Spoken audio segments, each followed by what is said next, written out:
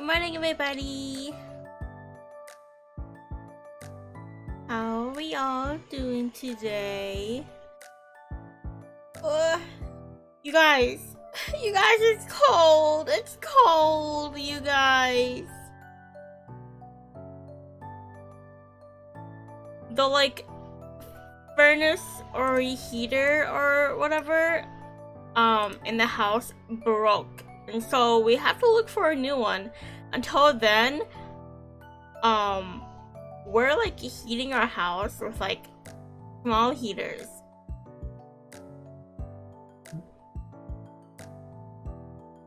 We had to buy so I have a heater in my room, and there are 2 other heaters in the house. We had to go buy 2 more small ones to help keep the house warm. It's cold. I went upstairs to cook. We have tiles in the kitchen. It's cold.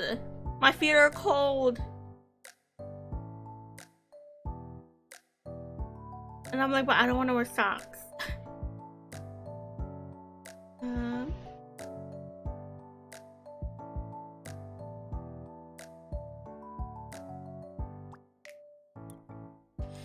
Sorry about that. Okay. But today, I think yesterday I said I was gonna continue Sachiro's route to get the other ending, but I kind of changed my mind. I think along with A Date with Death, I think I'll just record my reactions to the other endings, just because I think that'd be better gameplay wise.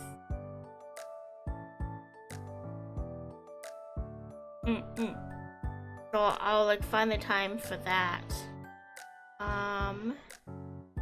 But I'm pulling up the game now. That is loud.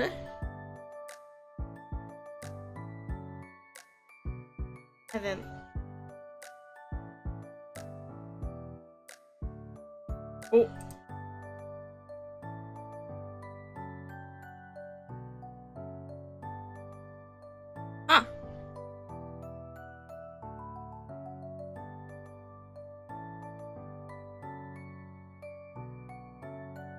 let me post my thingies. This shit is loud, so let me hurry up and do this. There's that. Oh, okay. So we're starting Zeikun's route. Oh my god, let me...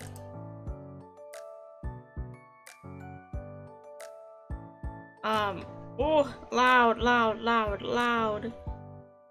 Game.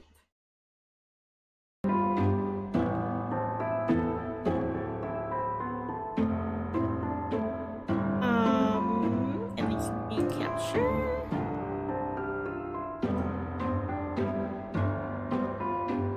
Let me move this forward. And then I can move myself smaller.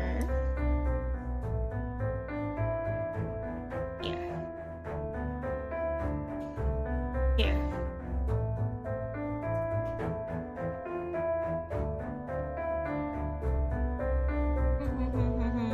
And also, I think I fixed... well, I problem solved the way where my eyes wouldn't be closed all the way when I'm reading or looking at the screen. So hopefully this works.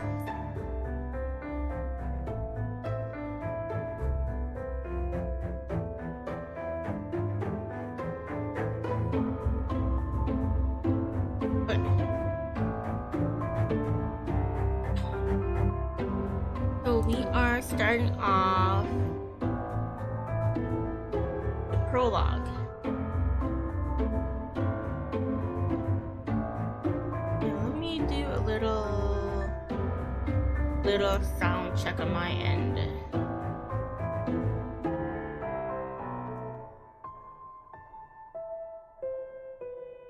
just so I know that the volume isn't too loud over me.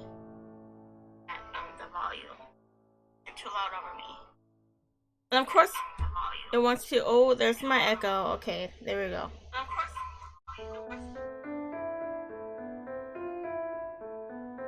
Okay, hello.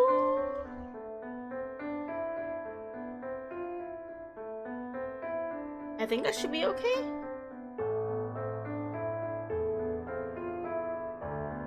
I should be okay. Hopefully. But you guys can always let me know. Maybe, I'll do it like that. Okay.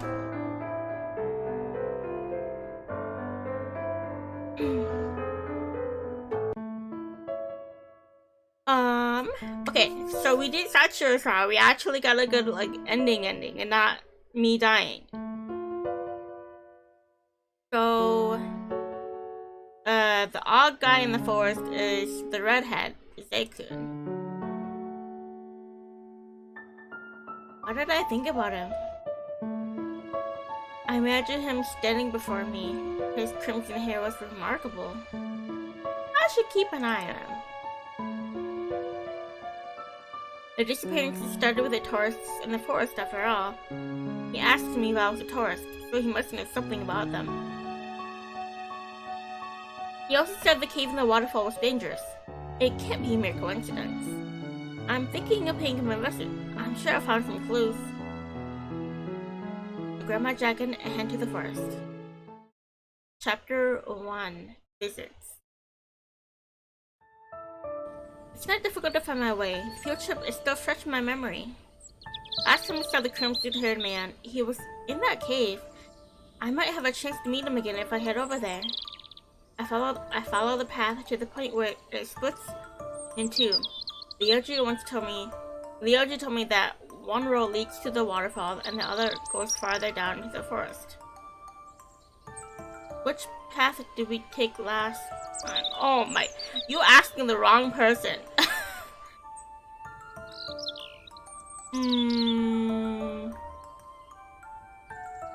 Right? I think we took the right side. I go deep into the forest. After a while, I realized I took the wrong path. Damn! I don't have a map with me. At this rate, I might end up lost if I continue. From the corner of my eye, I noticed a shadow flitting through the bushes. I thought of returning, but the trail was actually a loop that leads around the monument in the forest, as well as the waterfall. Speaking of luck, even though I took a detour, I searched the lake's edge, but there was no sign of the crimson-haired man.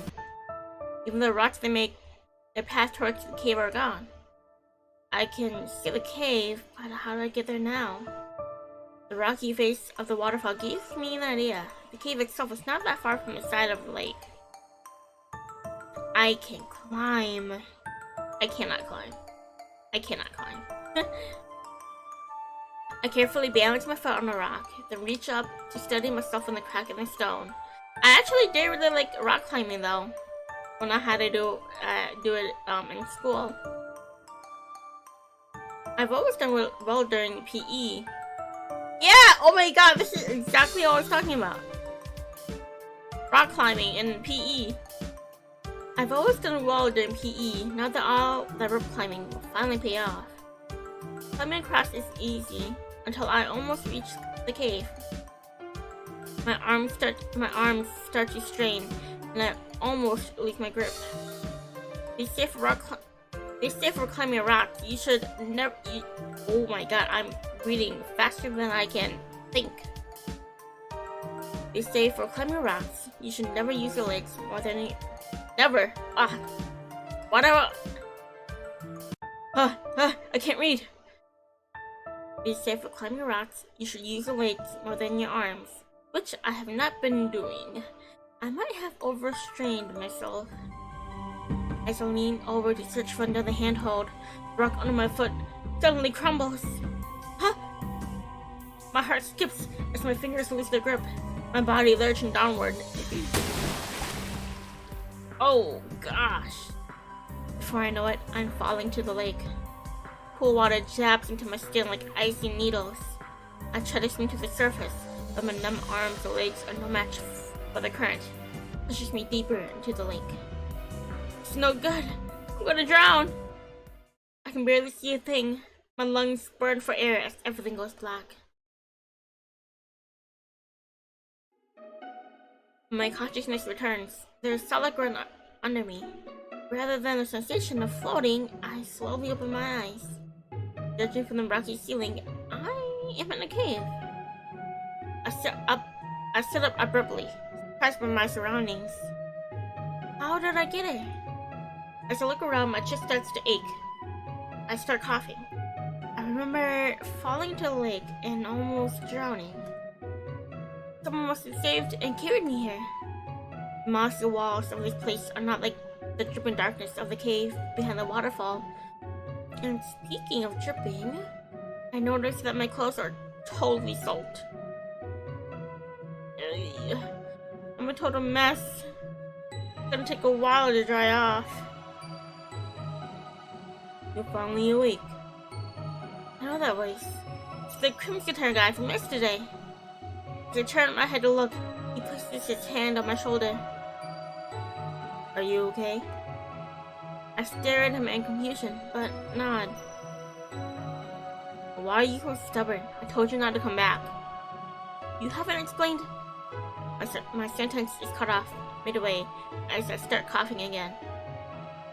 You're lucky I was nearby. Otherwise, you would be a corpse at the bottom of that lake right now.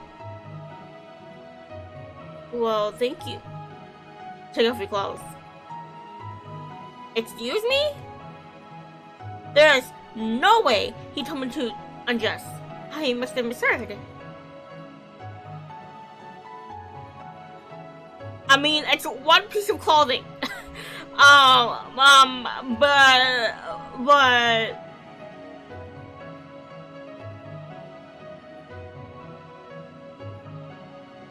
The man unwraps the sash from around his waist and takes off his Haori. He throws the ladder at me, and when he speaks again, his voice is dull. His voice is a dull monotone. Wear this in the meantime. Leave your clothes to dry, or you'll catch a cold. I'll be outside. Yes, though.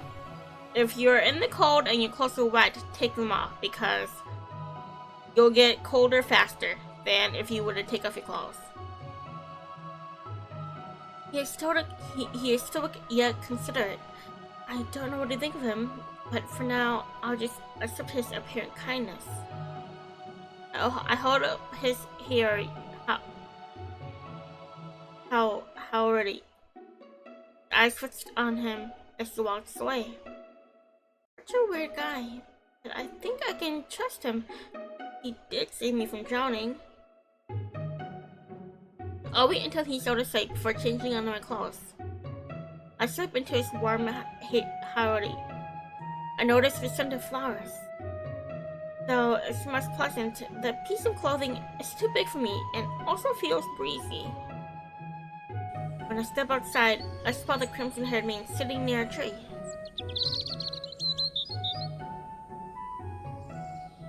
A CG this early? Fuck! Okay.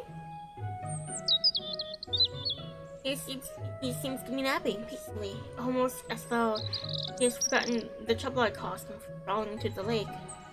I hang my wet clothes on some tree branches to dry, then find a comfortable spot near the man to sit.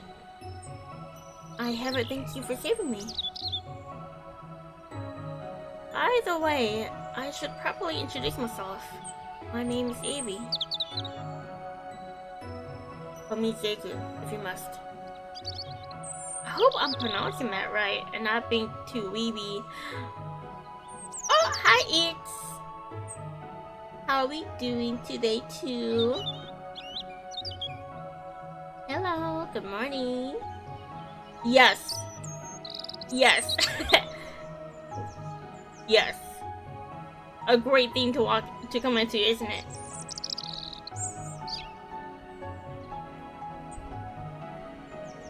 I'm not like. I need to just so I can see this in see the chat in my peripheral.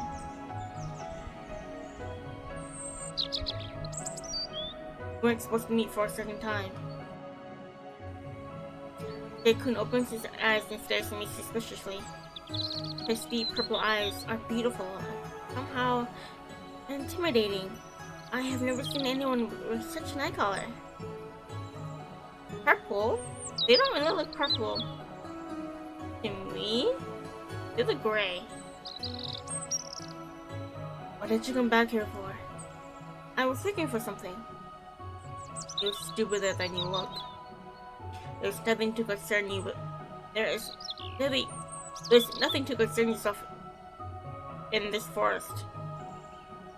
Even if you lost something, there's no way you'd find it again. Hey, I'm not stupid, and I wasn't done talking. Zeikun closes his eyes, letting out a deep sigh. Well, stupid baby, you should talk less and concern. Well, stupid baby, you should talk less and concern yourself more with getting home. I remain speechless. He makes so many assumptions about me and never lets me finish talking. What's wrong with this guy? I've never met anyone this rude. He doesn't even know me. I'll get straight to the point. I have my doubts about these rumors, but the fact is, a whole group of tourists went missing from the forest. Do you know anything about what happened? Zeikun's tone promptly turns sour.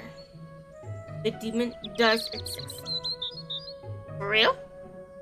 Yes. The forest is a dangerous place. Listen to the rumors and leave already. You can't tell me what to do. Besides, the forest is a public place. It is not a public place. Then, what are you doing here? What are you doing in a dangerous place like this? You're annoying me. Zeikun takes a deep breath and stands up. I don't think this is going anywhere. Your clothes will be dry now. Even with this sunny weather, my clothes can't dry that fast. Zeikun takes my clothes off the tree branches and hands them over to me. Go home. Don't bother me anymore. But Zeikun glares at me before turning away and walking off. I'm so frustrated that I fail to realize that I'm still wearing his priority until he is already gone. Ugh, that forgetful guy. I'll have to return this to him later. The next day. I absentmindedly gazed at the cloudy sky. The forecast said the weather will be really bad today. Seems like heavy rain is coming. And I forgot my umbrella. I'll need to hurry home to beat the rain. I don't want to get my socks wet again. Hey V, it's lunchtime. Are you daydreaming again? Yeah? Share it with me! Oh, it's not worth mentioning. Whoa, I wish I could remember my dreams as vividly as you do. I don't think you'd want to remember your nightmares. Even if they are scary, I'd still like to know. I laugh at Ikuya. Wait, let me grab my bento. By the way, did you know Master Stone was heading for our village?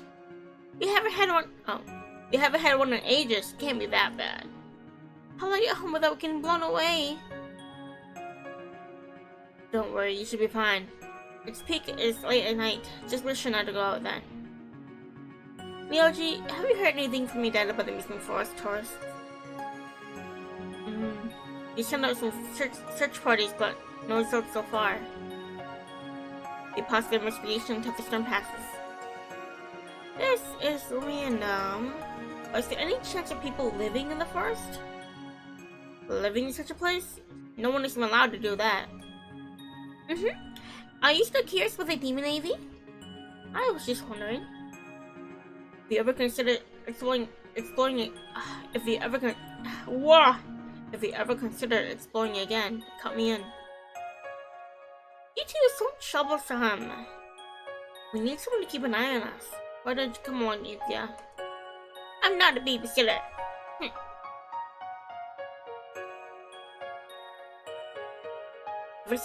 After sitting through the rest of my boring classes, I quickly go home. I hope we will be notified if the school closes tomorrow because of the storm. As I walk, the sky steadily grows darker. There's no doubt they will start pouring soon. I wanted to go to the forest today, but it seems like I'll have to give back Zeikun's howdy some other time. As soon as I reach my house, I feel the first raindrops on my head.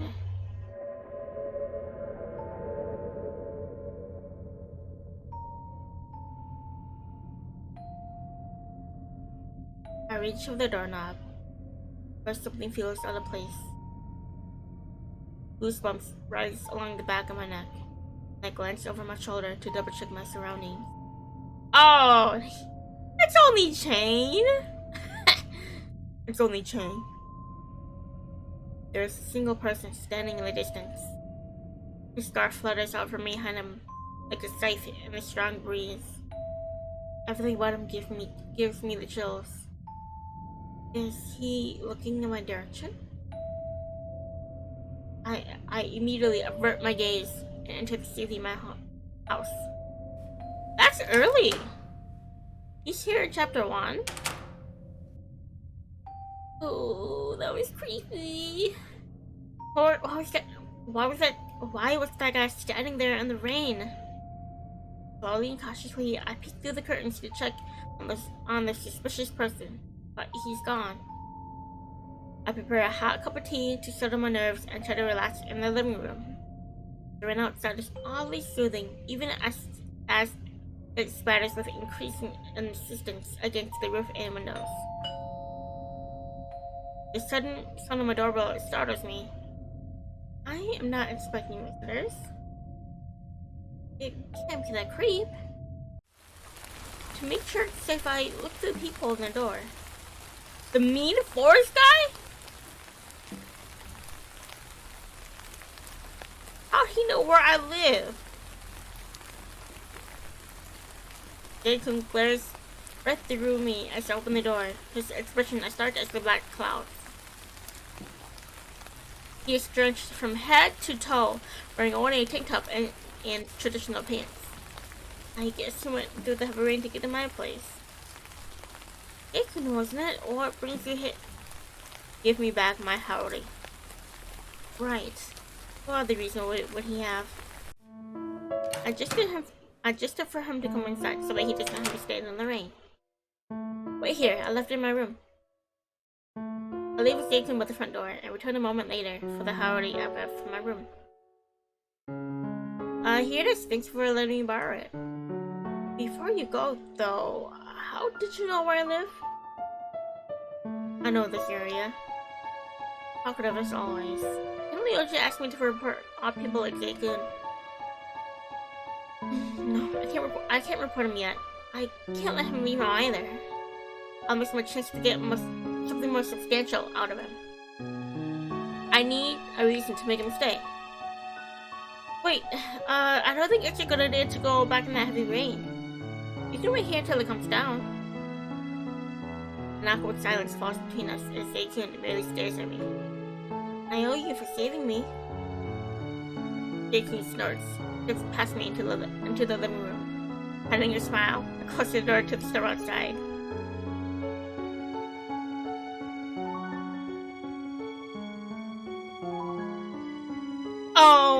Someone, certainly has favorites, because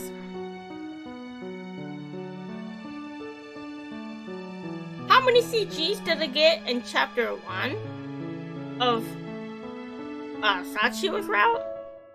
That wasn't just like one and then a small movement. Hello? He's not self-conscious in the least as he wrings out his hair, running his fingers through the long strands. I stare at his defined back. I thought it's gonna last for a moment. Fuck yeah! Shit. At first sight, you would think he is only muscular, but his scars are more noticeable. I wonder what could have carved those into his arms.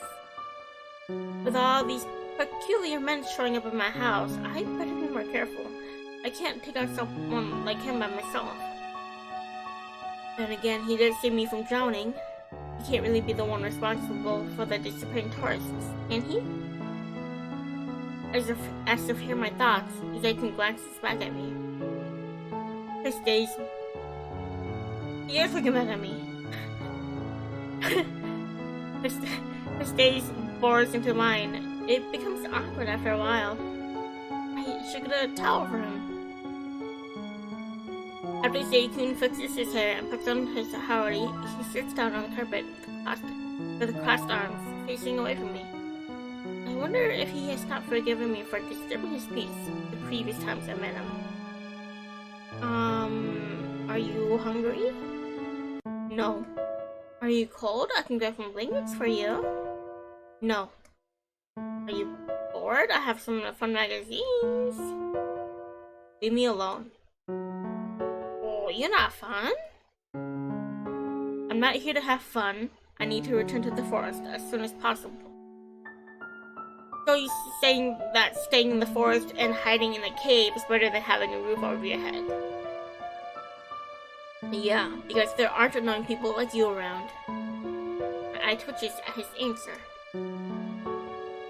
Keep your cool, Ayrivynne. You have to play along if you want to dig deeper into this background.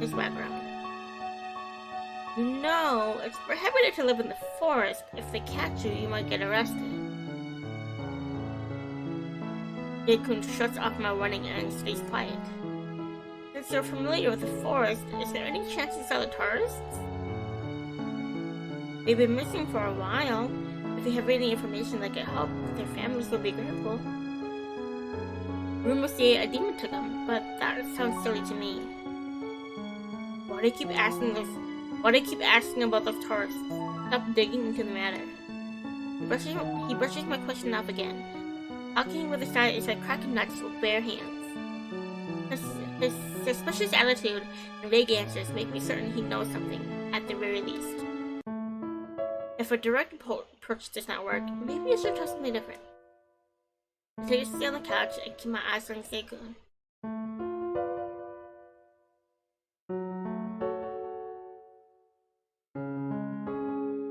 Whatever you want, you won't get any answer from me. I wasn't expecting to. You don't have to keep me company. You can go. I don't want to. Zeikun glances over his shoulder for a second. Just then, I think when he's about to say something, he looks away again. I wouldn't know more about him, but asking him might make him upset. I stare at Zeikun's clothes, hoping to find a clue about his identity. Perhaps he practices rituals? And I offended by assuming he lives in the forest? Maybe I judged him too soon. Hey. I nearly jumped when he started speaking. Zeikun turns to me and looks into my eyes. Why are you so bothered about that demon rumor? I don't believe the rumors. I'm just curious about what caused them. The rumorer might be using it as a cover. I wanted to do more research about their demons. I guess they are. Perhaps I'll understand their intentions as well. I have a bad feeling about these disappearances. If I don't do something, I might end up like them. I don't want to be a sitting rock. What if the rumors turn out to be true? Will you regret finding out the truth? Even if there really is a demon and it turns out to be harmful, I'll do my best to stop it. Stop it? What can someone like you do? I see you got a lot of balls for saying that. I don't think you'd be surprised by anything you find. There are negative rumors about the demon for a reason. Save yourself the hassle. You won't get anything from knowing this. I'm going to discover the truth one way or another. Even if you know the truth, it won't change a thing. You'll just know the demon when you find out. I don't understand. The truth should give the investigators a better direction, shouldn't it? I'm not waiting until I'm next. I'll find out what's causing the disappearances, then find a way to stop them. I don't get why that upsets you. But what I do is up to you.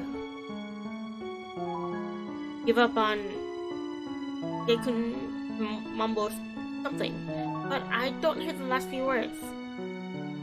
He looks out his soft side and stands up, walking to the front door. I won't keep you here. I won't keep you up anymore. Go to sleep.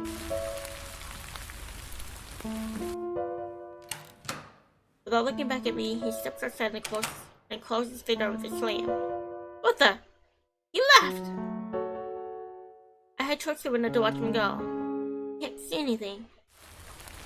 Suddenly, a flash of lightning illuminates the street. In that split second, I spot an eerily familiar person standing under a streetlight. It's that creepy guy from earlier. He's looking in my direction. The road outside goes bright again, soon followed by a crash of thunder.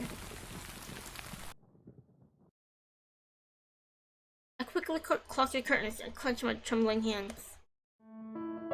Before heading to bed, I make sure that everything is locked tightly. No corner of the house goes unchecked. My drink. Mama. Maybe I'm overly cautious, but it's better to be safe than sorry. I feel anxious after what I saw on the streets. Despite those feelings, the sound of rain soothes me. Next day. The storm has filled the streets with puddles. It's still raining a bit, but the weather is nothing to be concerned about. Before I even start breakfast, I get a message from Ikea saying my school is closed today. I wonder what I should do since I have no class. Okay, this is our first save point. I guess 1 or 2 can be Sachiro, 3 can be Zeikun, 3, 4 Zeikun, 5, 6 can be Minoru, and 7, 8 can be that last guy. I can't remember his name.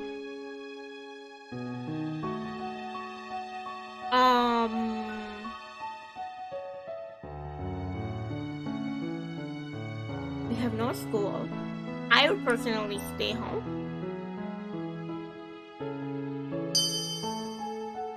A good choice, hopefully. I'll look at the rainy weather and my motivation drops to a 0. Since it's my day off, I'm ready to relax at home. I cook up some bacon with scrambled eggs and a crispy croissant for breakfast. A cup of black tea makes it complete. My tongue. I sit down in front of the TV while eating.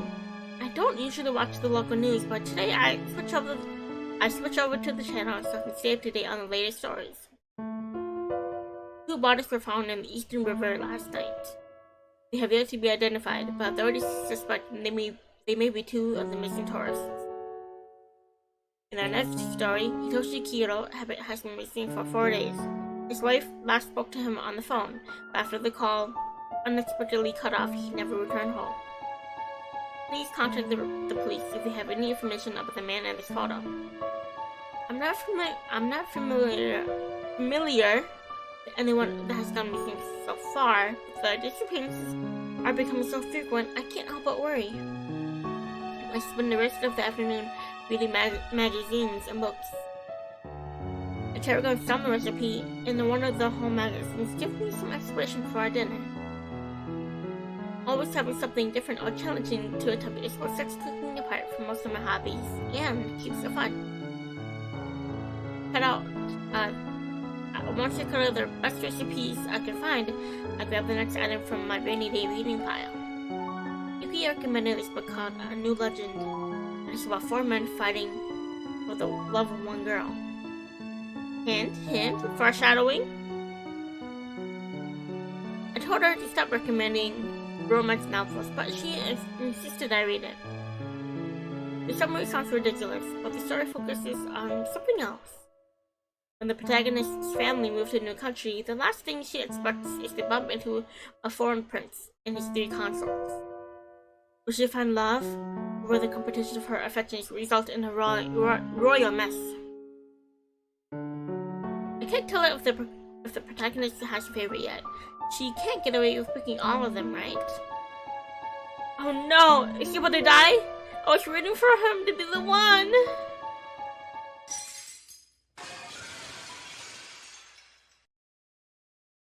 The sudden sound of breaking glass shocks me out of my reading. It sounded like it came from the guest room. I immediately go to check what happened. Once I arrive, I find a single brick in shattered glass.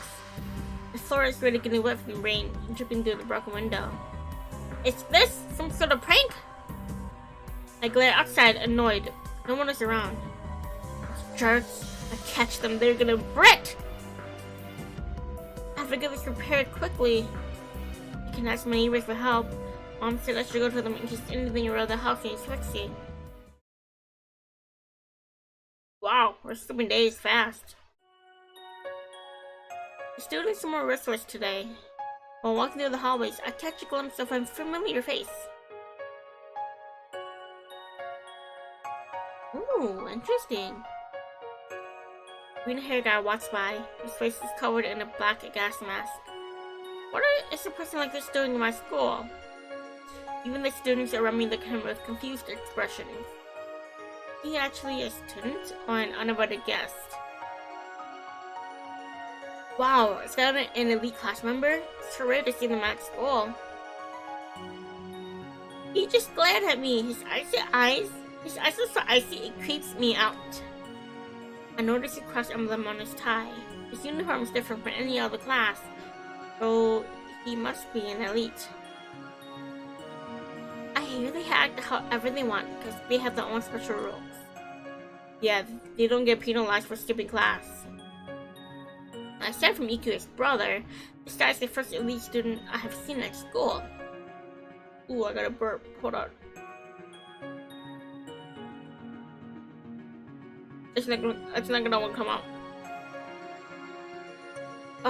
Aside from Iku's brother, this guy is the first elite student I have seen at school. He does not give me the impression they are all less attractive and intelligent as they say. Hey, you spacing out. Oh, Ryoji, do you know that gas-mask guy? The green-haired dude? If I remember correctly, his name is Train. I think he works in the same department as my dad. He barely attends class and focuses more on work. Guess that's why you never seen him before. It's still unfair that these elite students get away with that. Sadly, we can't change the rules. I still find that Chenga strange. Baby, have you seen any suspicious people lately? Wow, this Chain guy has been walking around my neighborhood quite often lately. I think he's observing me. To be honest, it's kind of creepy. He's like a stalker. Let's see. Don't worry about it though. He isn't a bad guy. Chain isn't my only worry. I've also seen a strange person who wears traditional clothes and lives in that forest. Maybe he's one of the peace. I know it's a group of them who sometimes practice the rituals in the forest. Oh, right. Are you still thinking about the demon rumor? I'm skeptical about it. Rumors stay rumors. I need cold, hard proof to know if something is real or not. That's just like you. Well, let me know if you find something. Any clues will help a lot with the investigation. Do my best. After class, I go to the lockers and notice Chain standing near mine. Has he been waiting for me? The students passing by gave him a wide berth. Berth? Not even daring to look directly at him. Well, he has an odd aura around him. I wouldn't stay around that guy for long either. Regardless of what Ryoji says, I can't trust this guy. What's he up to? Just standing around in weird places like this. I pretend not to notice him as I pack my stuff from a locker and head straight. Oh. Let me take a drink. Another one.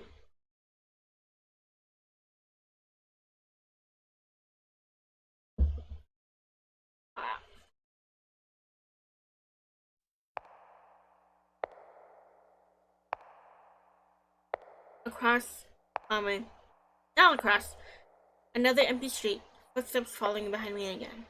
If this is a normal stalker about to confess, I am going to report him. I casually turn my head to catch a glimpse of the person following me. It's Shane. When he comes even closer, I notice something sticking out from his belt. I cannot see it clearly, but it looks like the hilt of a knife, or something similar.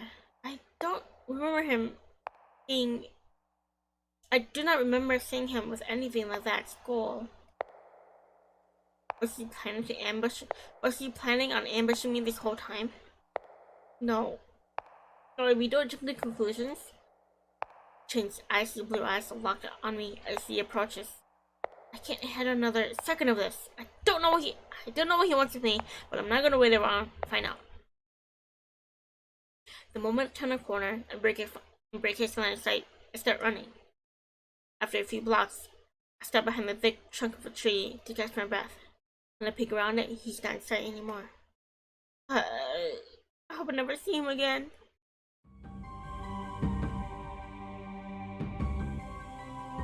I'm back.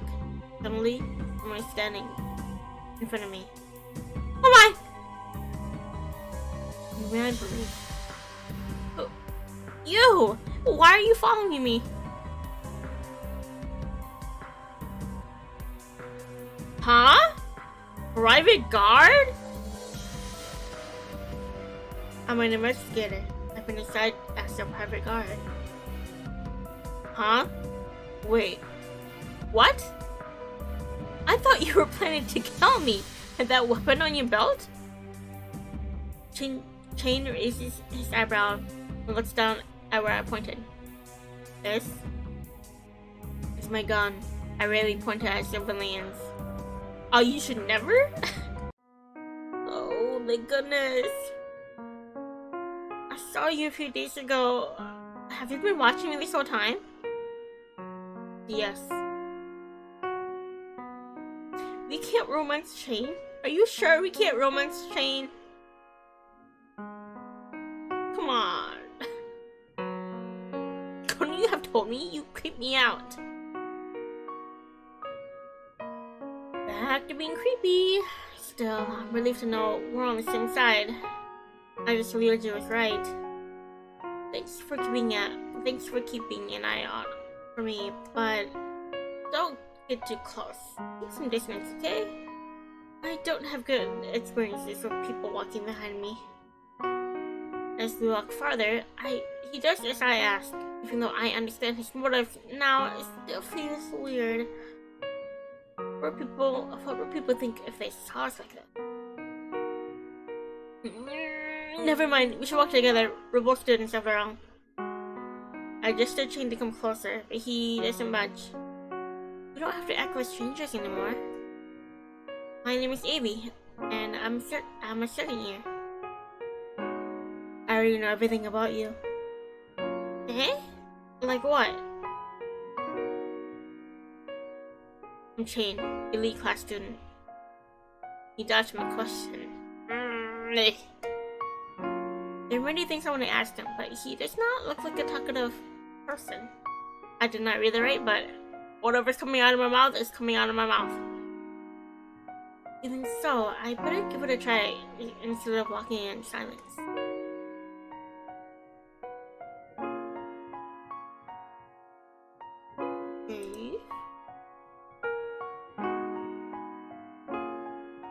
Okay, I think a safe question for sure is to ask why he's guarding me.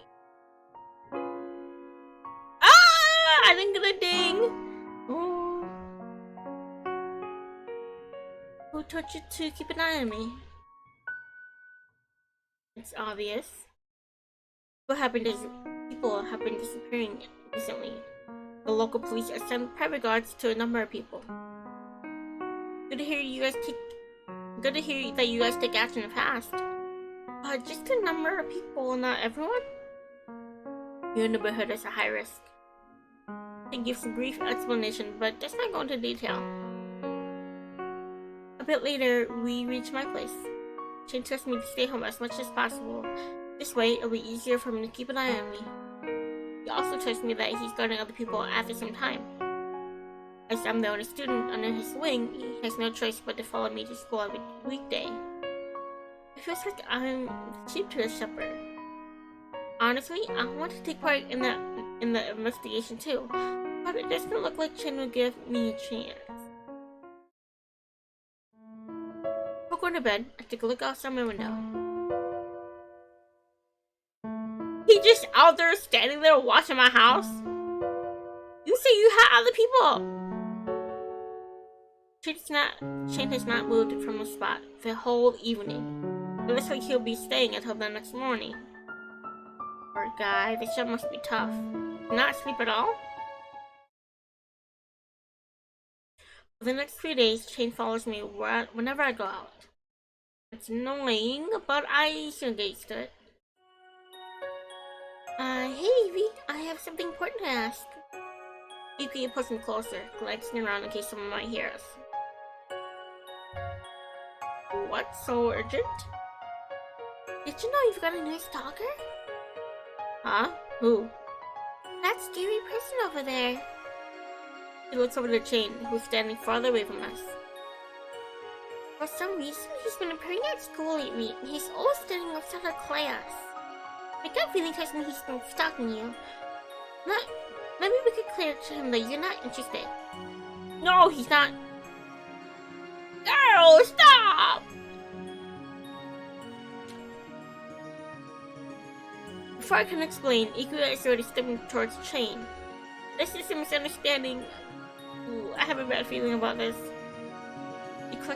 She clenches her fists as she walks, a picture of confidence until she freezes and looks back at me like a frightened puppy.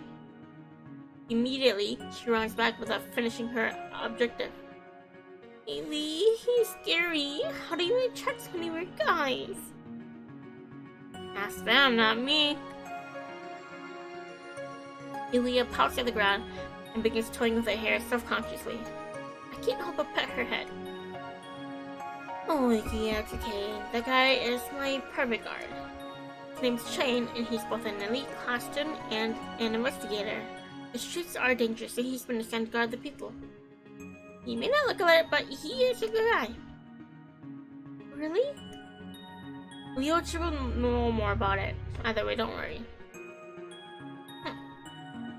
Even if Lyoji's team with this stupid guy, I don't trust him. Class is about to start, but the teacher wants to announce something first. His expression is unusually tense. Dear students, I don't know how much you've been kept up with the news, but I'd like to stress something important. The streets are dangerous at night, so be sure to stay home for your own safety. What's going on? There's a serial killer in our village. 5 deaths have been reported and many people are still missing. No way. Who in this village would do such a thing?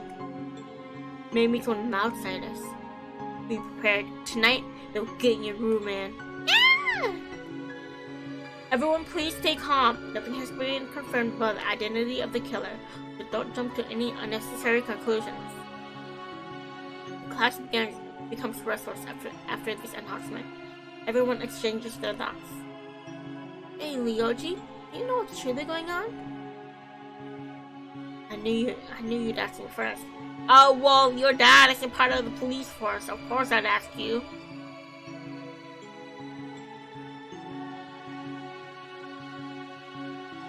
The police have found a few clues, but so far they're nowhere.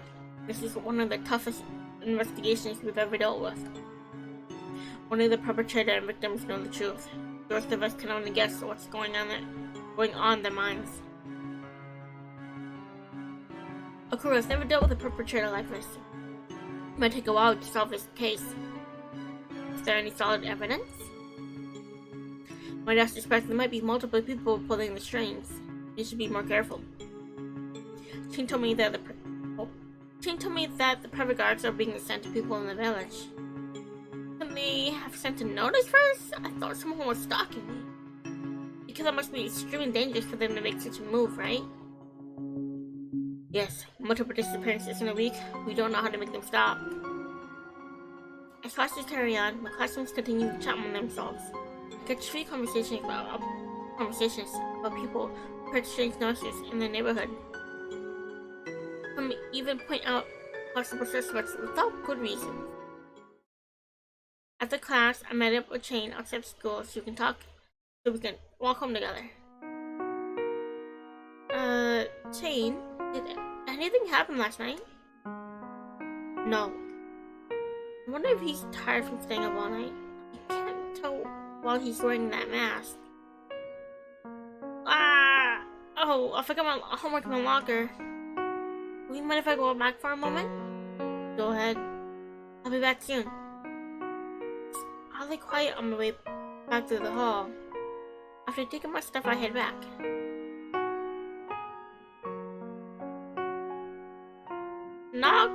Knock, peach dashes. Almost cat-like, but not quite. Huh? What was that? I peek around the corner to see where it went, and a friendly creature watched me from distance down another hall. Its big ears are shaped like a bunny, but its long legs are like a cat's. That's what Sachiro was chasing in his route. How'd I get in the building? The creature slowly approaches me, and then suddenly jumps away. Oh Lord, there's a lot of options. I don't know. For content. Out of curiosity, I decided to chase after it. I wanted to look at it more closely to make sure it was real. Keeping my eyes sharp, I successfully follow it. All the way to the forest. Finally, it stops in front of the bush and turns to me. Hey there, I don't want to hurt you. As if it understands my words, it hops towards me. I reach out my hand to pet its head. The fur feels soft like silk. Oh my, you're so cute! You remind me of a rabbit I used to have. Both of its tails bob happily. It seems this creature is real after all. Did I discover a mutated cat? The creature stares at me with sparkling eyes and suddenly jumps into my arms. Wait, I don't have food or anything. Don't cling on to me. Oh, your fur tickles. Anyway, did she lose her owner? I can bring you back. That must be worried. After hearing that, the creature jumps off into the bushes. Did I get scared or something? Can't chase it farther. Interesting creature, though. It doesn't take long before I realize that Chain is still waiting for me. I run back to school before he can start to worry.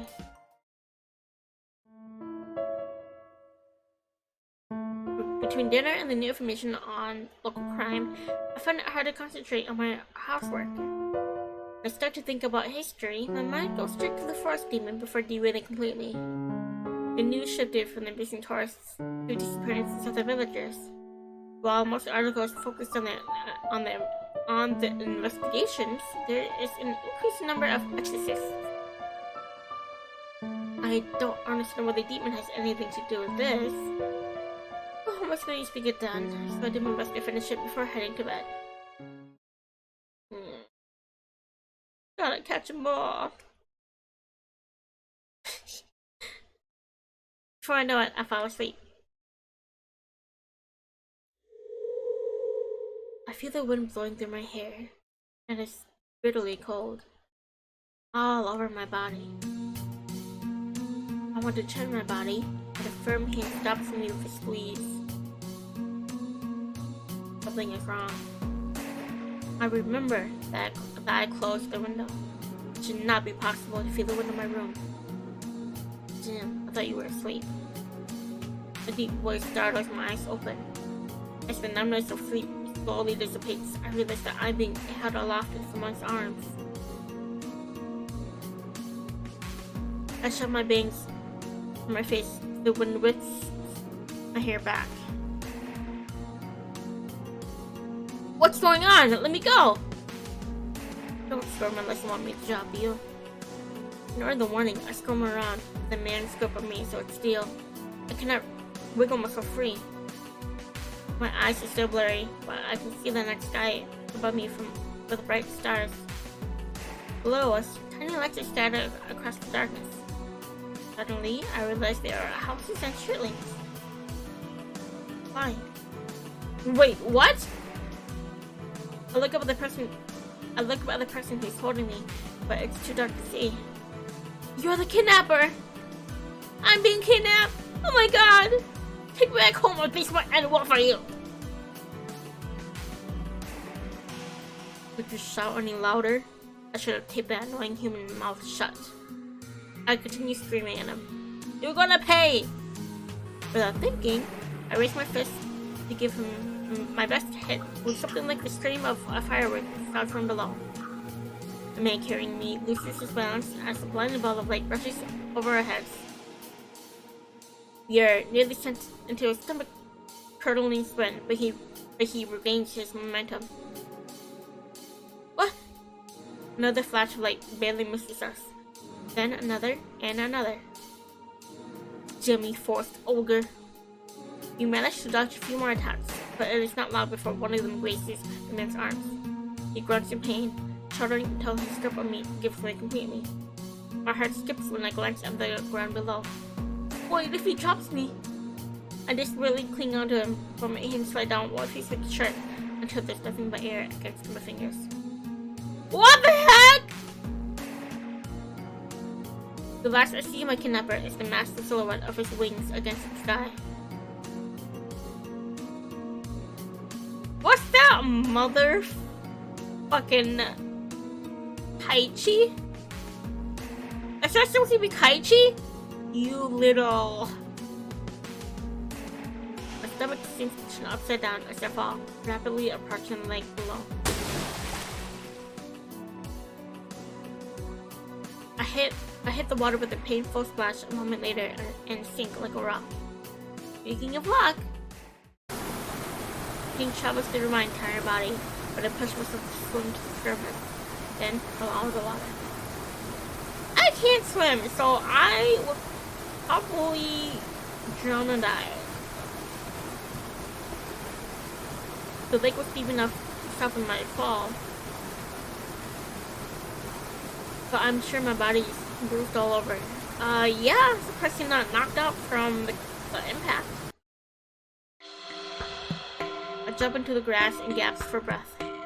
My wet clothes stick to my skin, but it's not cold. Adrenaline pumps through my veins, making my arms and legs tingle. I try to put together what just happened. Oh, wow, that could have been my end. Even if I got out alive. That jerk dropped me mid-air. Who's there who carried me? Did he have wings? I close my eyes as exhaustion starts to settle in. The grass feels very nice. No, I can't stay here. I need to move on. The kidnapper might come back for me. Before I even catch my breath, I'm suddenly lifted by 2 strong arms and thrown over my broad shoulder. The second I see a long crimson braid, I recognize who it is. Zeikun! You can't sleep here. You need to go now. What? Holding me tightly, Zeikun dashes through the dark forest. Even with the weight on his shoulder, he moves incredibly fast, like a blade cutting through water. I can barely see where we're going, but it's no use to complain. I try to ask Zeikun where we are heading, but I doubt he can hear me with all the wind rushing past us. I can't see anything in the darkness, but I would not be surprised if we end up at the other side of the forest at this speed. After a while, Zeikun stops and roughly puts me down. Stumbling on my feet, I try to find my balance. Despite being lightheaded, I can make out that we're in a cave. What were we running for? You being chased by Shinigami. It was motherfucking Kaichi. That bitch.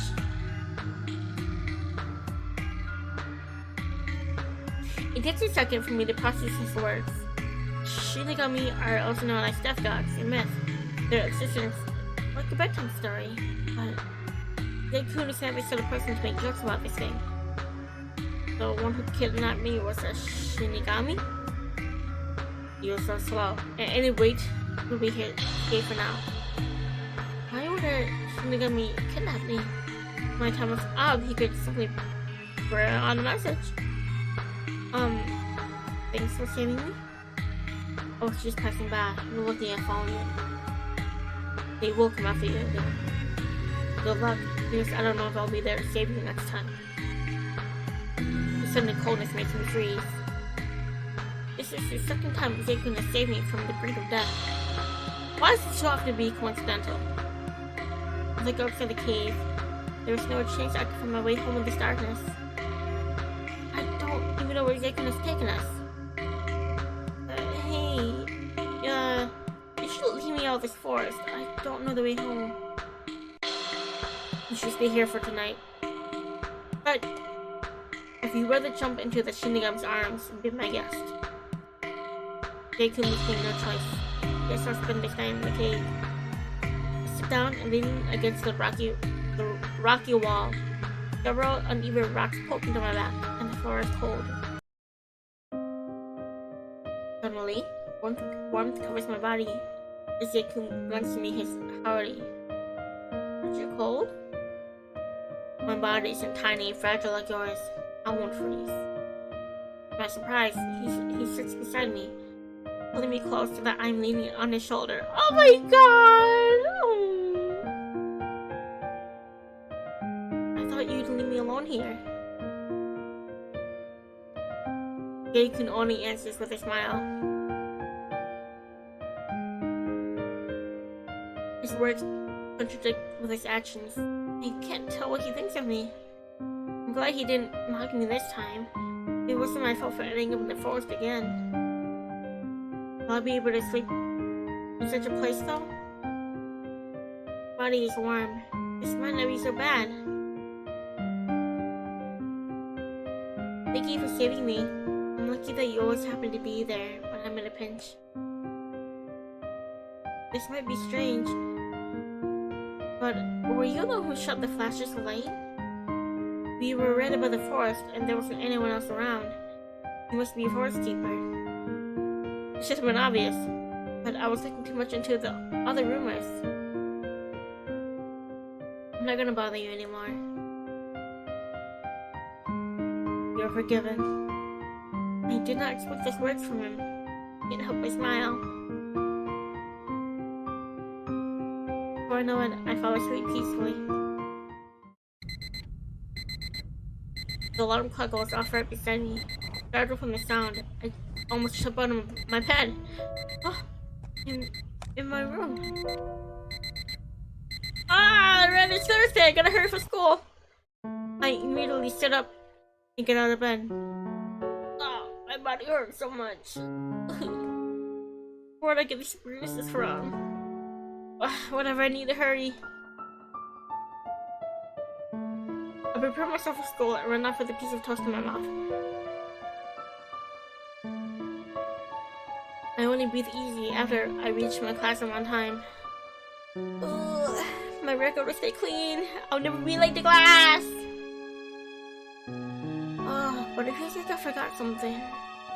Memories from yesterday are fuzzy at first, but they slowly come to focus the more I concentrate. I realize that it was not a dream. The bruises and scratches on my body confirmed that I fall from the sky into the lake and slept in the cave. Did Zeikun carry me home? I don't remember anything after I fell asleep. Why was I in the lake again? Right, I was kidnapped. So, Chain didn't prevent anything from happening. What was he doing last night? Speaking of Chain, I haven't seen him all morning. Maybe, are you okay? I'm fine. What's with the worried expression? I heard one of our patrols went missing in your area last night. I was worried that something might have happened to you too. Well, Ivy, are you alright? They actually told me they knew you and I was so worried. You are later than usual. I thought, no worries. I'm totally alive cooking, you see? Oh, my arm. Your arm? I just pumped it. I just pumped it into something and I bruised it. My poor girl. It's a bad excuse, and I'm surprised my friends actually believe me. Ikura hugs me while Ryoji pats my back. I appreciate their concern for me, but sometimes they can overdo it. I want to tell them about my failed kidnapping, but they're already fussing so much. Besides, being carried by a winged guy sounds crazy. Not sure if they'll believe me. Hey, you saw that yesterday? Yeah, it was a giant crow flying real low. Giant crow? You girl? You must have been drunk, girl. More importantly, why were you all that late? I just came back from a party. Can I have some fun once in a while? I catch the conversation of two classmates behind me. Though the details are vague, I have feelings it's about the Shinigami who kidnapped me last night. Although, was he really a Shinigami? Black wings? It could have also been Rasumi too, couldn't it? No. Maybe it was Taichi. Could have been another one of those two. And it's saying he, so it has to be Taichi. I don't remember his face, but I do remember the giant wings on his back. Creatures like Tengu have wings too. He could be the one behind this kidnapping. Oh, I must have chased to identify him. Where's this scary guardian? Do you mean Chain? Now that you mention it, I haven't seen him today. Hey Ryoji, was Shane the investigator who went missing? I've not been told who, but I'm sure it was someone investigating your area.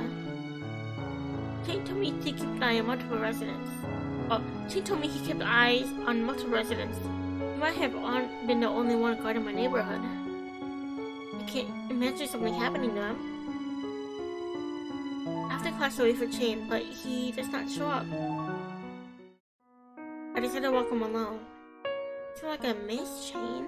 It makes no difference whether he's here or not. He's always been quiet. Wherever he is, though, I hope he's alright. I make it home late in the afternoon. My thoughts go to the Shinigami from last night. Since he failed to make me once, he might try again. I know that the villagers are taking my random. I can't believe it's my turn so soon. I'll have to be more careful. I don't have Chain to rely on now. Death guard or not, I won't let myself be kidnapped. If he shows up again, I'm gonna be prepared with my own. I'm gonna be prepared with a surprise of my own. I try to gather any information about who was that can fend off demons and Shinigami. Though I previously disregarded their existence, I have no choice but to believe in them after witnessing one firsthand. I fished through my mom's old jewelry box and found a necklace with a polished jade pendant. The story is known for warding off evil spirits. Shinigami, I won't let you take me again. I lie down on my bed, pretending to be asleep.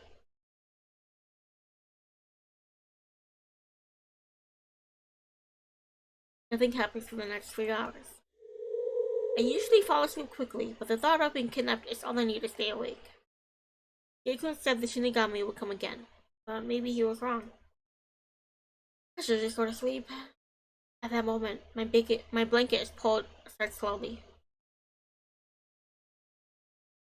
The second I feel a hand touch my arm, I sit up and brandish my makeshift talisman for protection. There he is, you motherfucking bitch! The blonde guy stands in my bed, his eyes gleaming back at me with a dark mischief of a cat with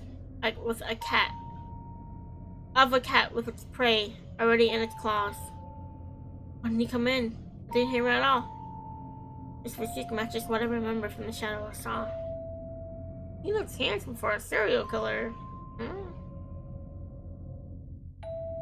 Wavy, you went to the trouble of preparing for me. I'm flattered. Hey, stop right there. I can't even romance your ass, okay? Who are you? Why are you here? I'm a demon, but you can just call me Kaichi. You're a Shinigami, right? I don't think my time has come just yet. You're a special one. Keep, keep, keep your sweet lines. They won't work on me. You should be honored that I came here to take yourself personally. Not everyone gets this chance. I had to do my business with you somewhere else last night because someone was watching. But today we're alone. Lucky you, right? You're the one responsible for all those missing people. All those missing people? Yeah, I only took one a few days ago. Kaichi starts and crosses his arms. I'm the only Shinigami in this village. No one else should be intervening on my job. If what Kaichi says is true, then they could order me that there's more than one culprit. This complicates the murders and disappearances. No?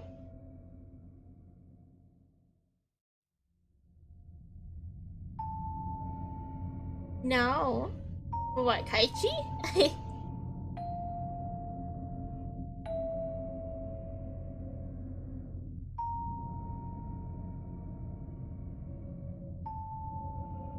I'm not familiar with your job.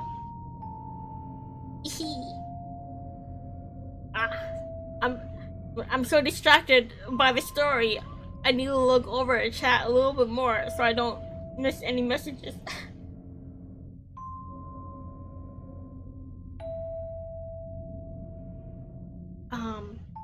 I'm not familiar with your job, but don't touch the villagers. They're innocent, so don't randomly take them to hell. You know what? Lots of Shinigamis lately. Just woke up from a nap. Naps. I usually don't like naps because when I nap for a long time. Unless I have to set like an alarm for myself to wake up. Alright, I gotta sit up.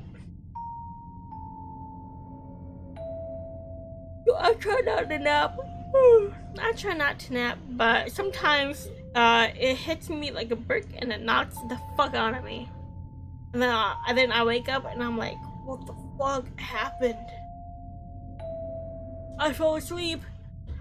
4 hours have gone by.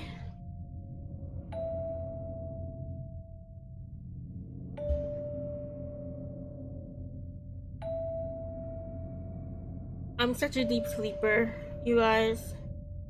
Nothing will wake me up. The loudest crack of thunder in the night wakes people up. Me, I wouldn't even know what happened unless someone told me the next morning. Because whenever it happens, they'll ask me, "Did you hear that last night? The thunder was so loud," and I'm like, "No, I was asleep."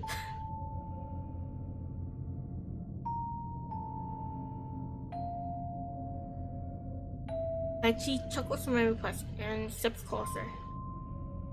Adorable. I'm almost tempted to listen.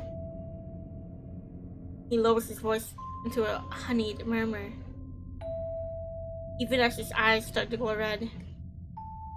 When he tries to make a move, I swing my arm to hit him. He catches me by the wrist, keeping me in place as he leans towards me. With him so close, I realize just how tall he is.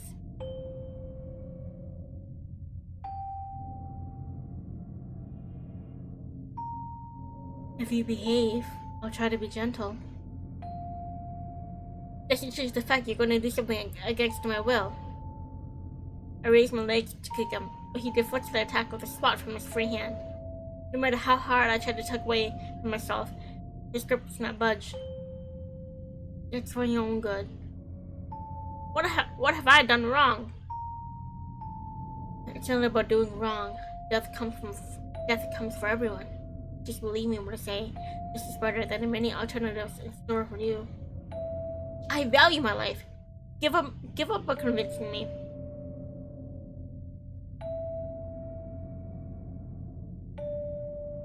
The two Otome games I play coincidentally have a Shinigami trying to take my soul.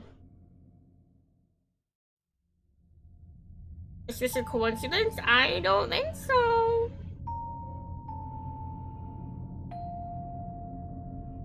His hands tighten painfully on my wrist as he leans close enough for me to feel his breath. I took the collar of my pajamas down to reveal the jade pendant. Unintentional seduction!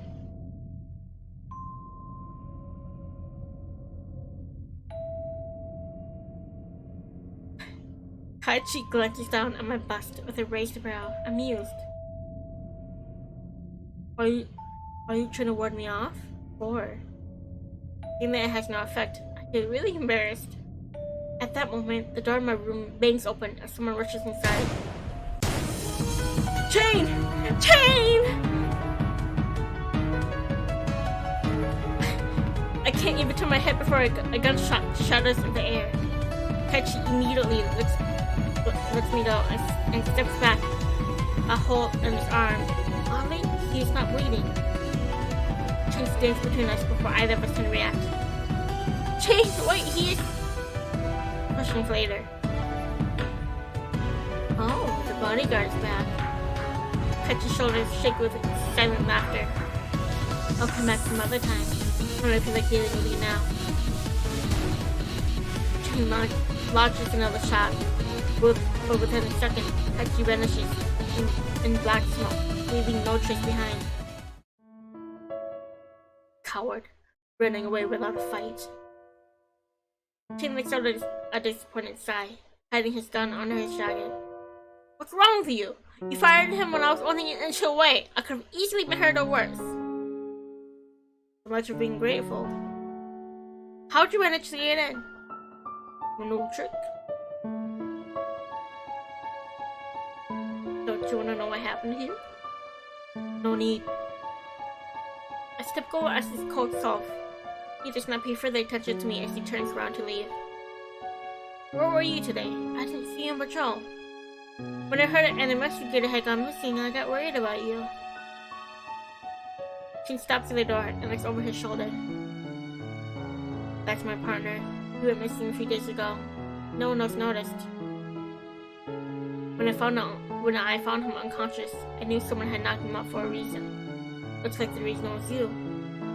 Someone else would be appointed to this area. I have business elsewhere. After that brief explanation, he turns his back to me and leaves. I had gotten too close for comfort. With Chin's devil-may-care attitude and his partner getting knocked out by Kaichi, I realized I needed to try harder to protect myself. A week has passed by, and like Chin said, a new investigator was sent to go my neighborhood. Does not do much other than pretend to be a random passerby. Chin was not particularly good at hiding his presence, but his replacement is even worse than him at it. Nothing has happened in my neighborhood for the past week, but people still going missing in other parts of the village. Fortunately, Kaichi has not bothered me since that night. Like that, I find it hard to fall asleep at night. I wonder what Chin is up to. There's so many things I want to ask him. For one, how did he see the Kaichi at one glance? I mean, I myself was able to tell he was a Shinigami right away. You met before? Well, deep in thought, I accidentally bumped into someone. You! A young boy looks up at me with an annoyed expression. Oh, sorry, I didn't see you there. Wait, you look familiar. Boy looks surprised for a second, but averts his gaze. Quickly, the boy moves on without looking back. I can't let this go. My guard tells me to follow him. Hey, what's another elementary school kid doing here? Don't say that to an elite class student. Look at his uniform. An elite class student? They all wear different uniforms. I didn't recognize him at first. The room must have matched his appearance. But he looks cute. Oh, he went back to his class. I can't enter that room without an excuse. Might catch him later, though. During lunch break, I overheard an interesting conversation. Did you see the advertisement about expelling demons? I heard the pay is great, so I'm going to apply for that. Do you have any experience? My family owns a shrine, and I'm familiar with rituals and spells. This should be a piece of cake for me. Watch me save this village. What other demon is behind this missing people? While chewing on the piece of bread, I glanced at two nearby students. The police haven't found any clues in weeks. This has to be the work of a demon. Nobody has ever seen it. What would make you so special? But if I saw something strange moving through the forest yesterday. It had huge horns and made loud noises. Are you sure it wasn't a deer or something? You're making me sound like a fool. Huh, unless you have proof, I can't help it. The classmates are too focused on rumors. My theory is that someone is using the rumors as a cover. Oh! My neck.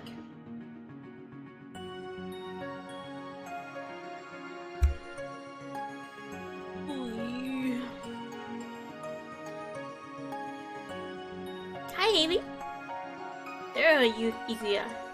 Where's Logi? Leoji is busy with the president duties. I don't think he'll be able to join us for lunch. I see, it was fun. Ivia glances at the two classmates who are discussing the rumors. They're still talking about the forest demon, huh? I know, right? They shifted all the blame to it. What if it decided to leave the forest and become a village demon? It could have evolved and hidden itself among us in disguise. You should join Leoji's group as a detective. You'll have every possibility fleshed out. I really he wants me to help. After all, he only asked you to keep an eye on suspicious people. Are you jealous? Of course not. Right. It's better for you to stay safe. If you ever find someone suspicious, inform Leoji or me. No big stories about demons or other folktales. Okay. Just go ahead straight home. I happen to bump into a familiar face. Someone I have not seen for a week. Hi Jane, how are the investigations going? I'm not taking applications for a new partner. Oh, she's curious. I want to thank you again for that day you saved me from the Shinigami. Please do my job. You're familiar with those kinds of creatures. Are there more of them in the village? I think that I found the right person for information. Chin does not look like he solves ordinary cases. Before I can even ask, Chin answers my unspoken question. There's a demon hidden in the forest, but I have not yet located them. Then there's reason tourists really were taken by the demon. I don't think that case is worth looking into anymore. What do you mean? A civilian like you will find nothing. Anyway, aside from the demon, there are more otherworldly beings hiding among the villagers. My advice: don't interact with them. Even if they appear friendly, you will still find yourself trapped in their plot. I can't even tell apart those who are different from humans. Trust your gut feeling. Are they responsible for what happened in the village recently? Samar? Others aren't? I don't recommend trusting a single one of them. I almost asked why he hates them so much, but he probably doesn't want to talk about his personal life. I think I'm further advice before we part ways. Both Chin and Zeikun have confirmed that there really is a forest demon. Hold on, you guys. I need to get up and stretch. Oh my god. Ah!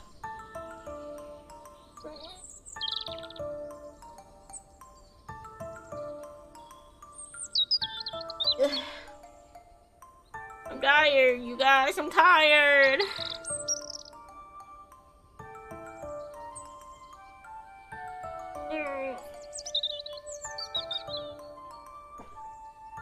Oh, my chair.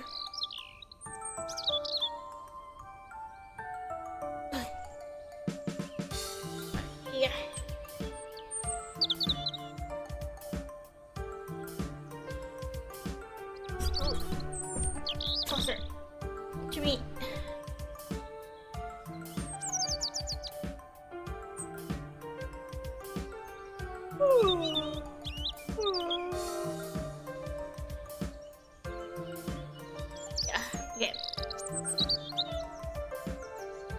pretty fast Zeikun again so we can talk.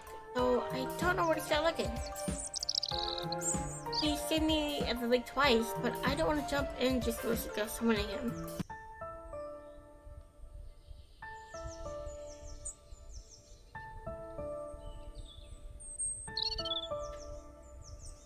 He's always in the forest.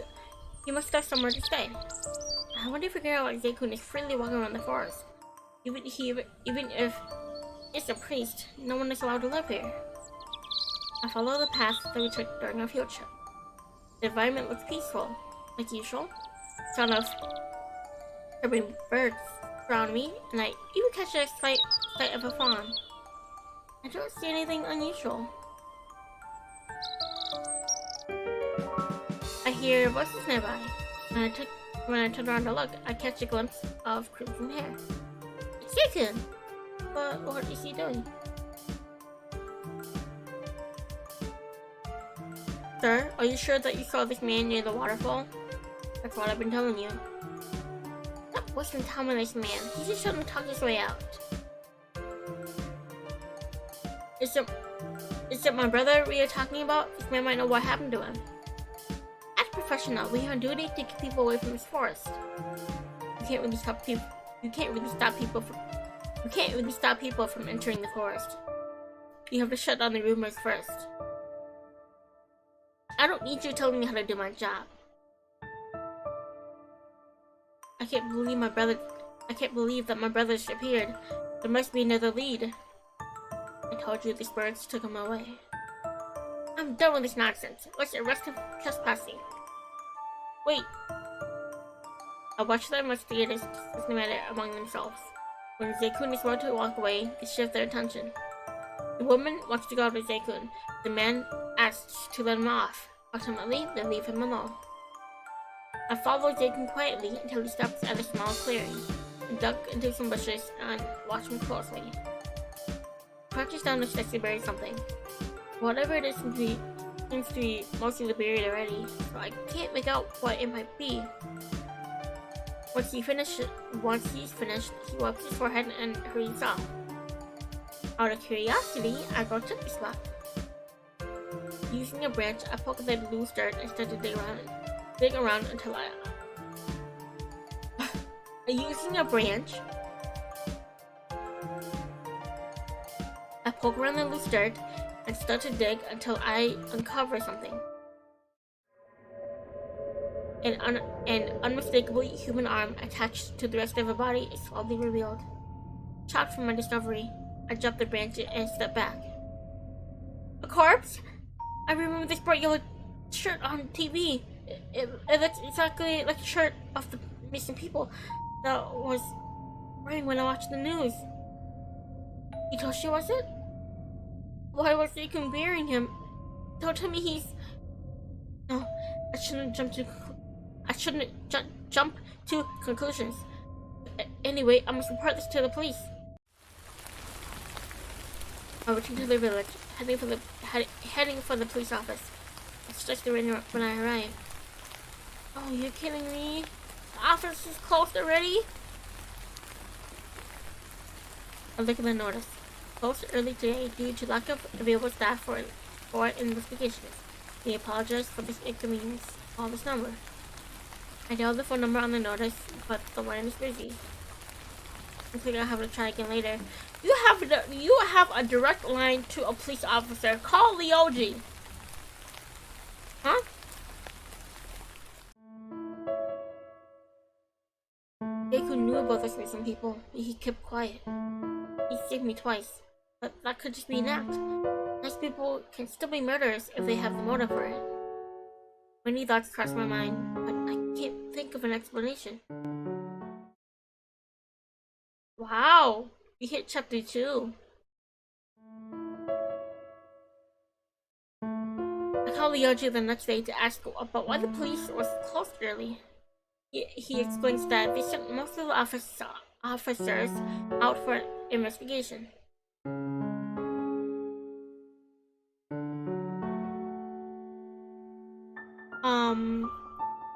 Well, our main reason for going was to report it. We're gonna fucking report it.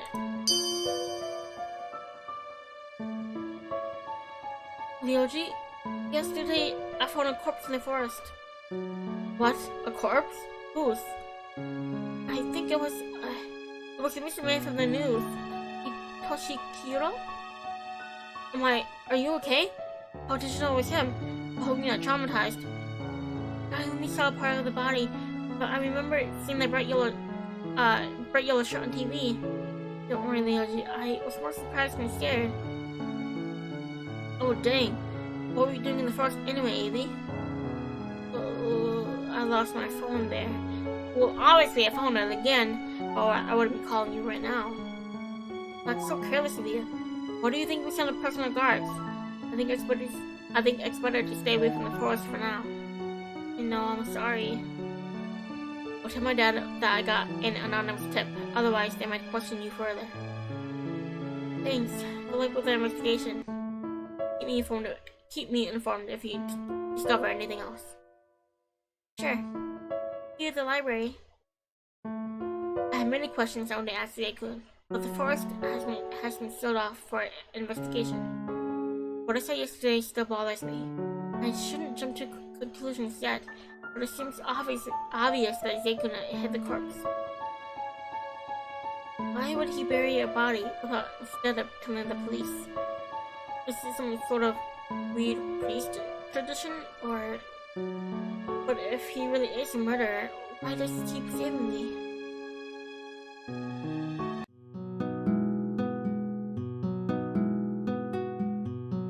The whole village is abuzz, yet here you are with a bored expression. What's up with that, Ayrivynne? My eyes are already glazing over my textbook. So Ryoji is a welcome distraction. In reply, I say,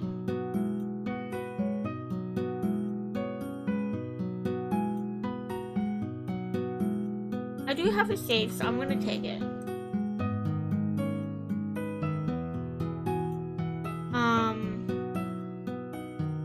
Something is on my mind. I don't think anyone will listen to me. Tell me, you have my full attention. I have a few theories about possible suspects, but I need to find more evidence. Care to share? Well, I need more proof before I start accusing people randomly, but I'll let you know when I've done more research. Let's see. Any information about the murders is appreciated. By the way, those missing people turn up. Most were found already dead. How they end up in the forest? I don't know, but they're sure to find out soon. Now that the bodies have been discovered, it's only a matter of time before they uncover enough clues to reveal the perpetrator.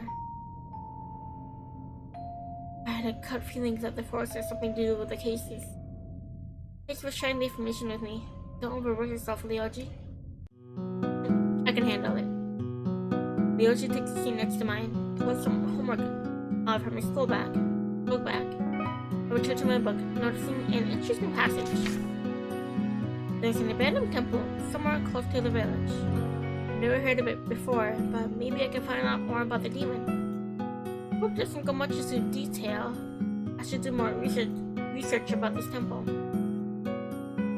Ryoji, do you know anything about this temple in the village? Which one? Oh, I know one.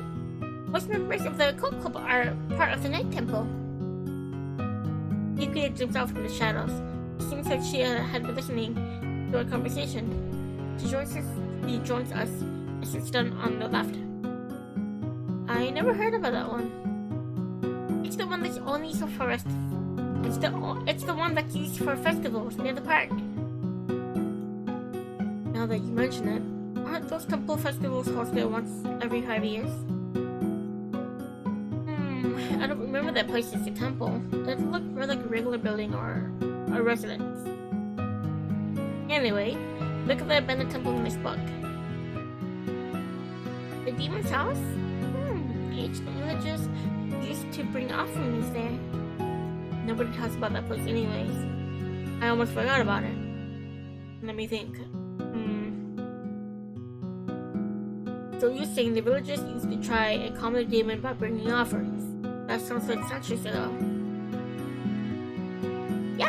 people stopped having faith in Yeah, most people have. Yeah, most people stopped having faith in such superstitions. Although recent events have some believing in demons again. I'm curious about this temple. You guys want to go explore with me? I don't think you'll discover anything interesting there. Evie, you're up to something again. Yeah, I've never seen the demon's house on any village maps, so it might be hard to find. Don't look at me. I don't know where it is either. I make it a point to avoid knowing where creepy places are. I am a bit disappointed, but I know my friends are willing to help if I want to look deeper into it. I appreciate Leoji's warning, but I'm more worried about Zeikun. After class is over, I try my luck at the forest one more time. I want to talk to him if he has not already been caught. When I arrive, the trail is sealed off with police tape. A couple of investigators stand nearby, chatting and pointing at the bushes. That's the second victim of this week. How careless of them to leave a body half buried. Either way, they become sloppy or try to confuse us. We should never speak of the whole forest regardless. By the way, have you heard of this exorcism rumors? Exorcism? Specific case, making you believe in ghosts? That's fooey. I don't think it'll accomplish anything. Things have gotten strange enough that I think we should ask for a priest to assist us in our investigations. Don't be ridiculous. Spirits and the supernatural have nothing to do with the murder. The most it could be is someone pretending to be a demon. The goal is always, even if it's no real demon, actors are demonic enough. The officers abruptly stop talking when they notice me. Why? So many people around you. With so many people around, there's no way I can sneak in. If I try and they catch me, I'll just get in trouble. Disappointed, I return home. As I walk down the street, I see someone familiar heading the other way. Hold on, is that Chain? I haven't seen him for days. I want to greet him, but he hasn't noticed me. Out of curiosity, I follow him quietly. After a few minutes, I see him stop in front of a fancy-looking house. He takes out a bunch of keys from his pockets and unlocks the door. It takes a moment for me to realize he lives there. Huh? His home was just one street further from mine? I never realized he lived so close to me. If I ever get into trouble, I know where to go. It's late, but I need to study for a history exam. Even though I scored differently in other subjects, I can't get on history. Mr. Blanchett must be punishing me with difficult questions because I often fell asleep during his class. I feel tired. I keep studying. Oh, I'm tired too, man.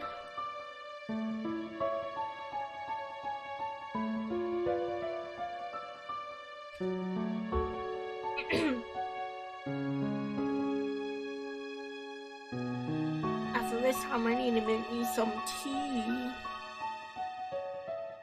Yesterday, I had chamomile and vanilla tea with some like honey stirred in it, and it was pretty good. I really like the smell.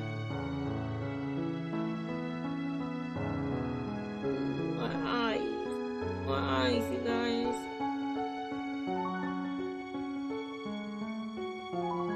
I'm a study. Hard or not, I will study to get a good mark. Let's see, the chapter's about myths. I'm gonna ace this test. Let's see here. The offering ritual is held on a seasonal basis. Additionally, the event was hosted within the Guardian's temple.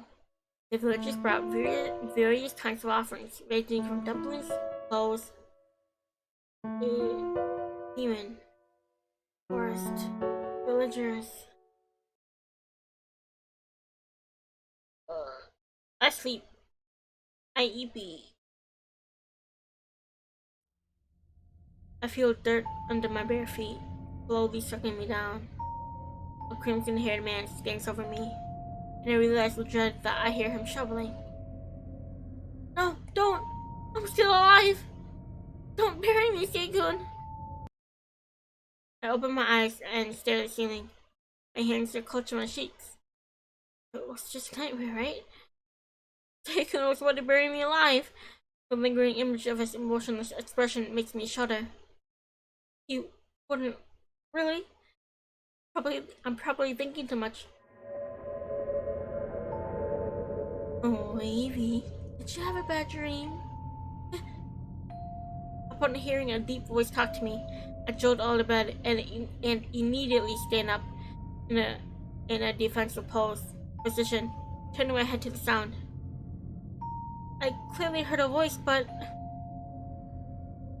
nobody is around. It's been a while. Kachi materializes from the darkness, his eyes gleaming in the dim moonlight. Did you miss me? Maybe you've been dreaming of me. His lips form a twisted smile as his eyes glow red.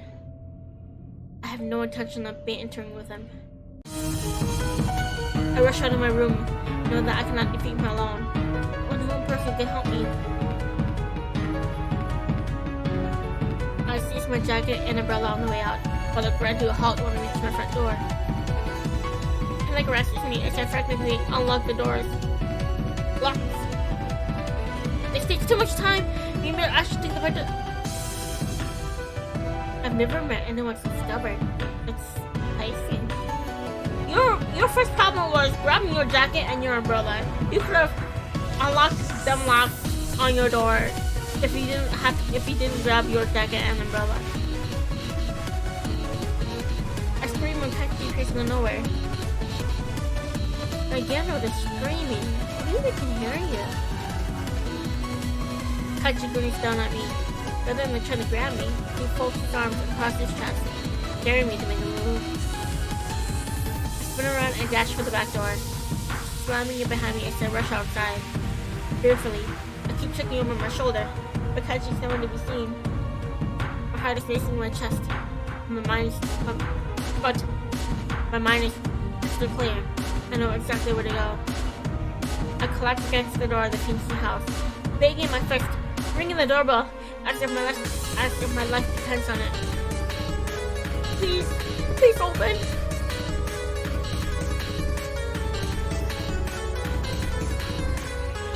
I almost fall forward when the door finally opens,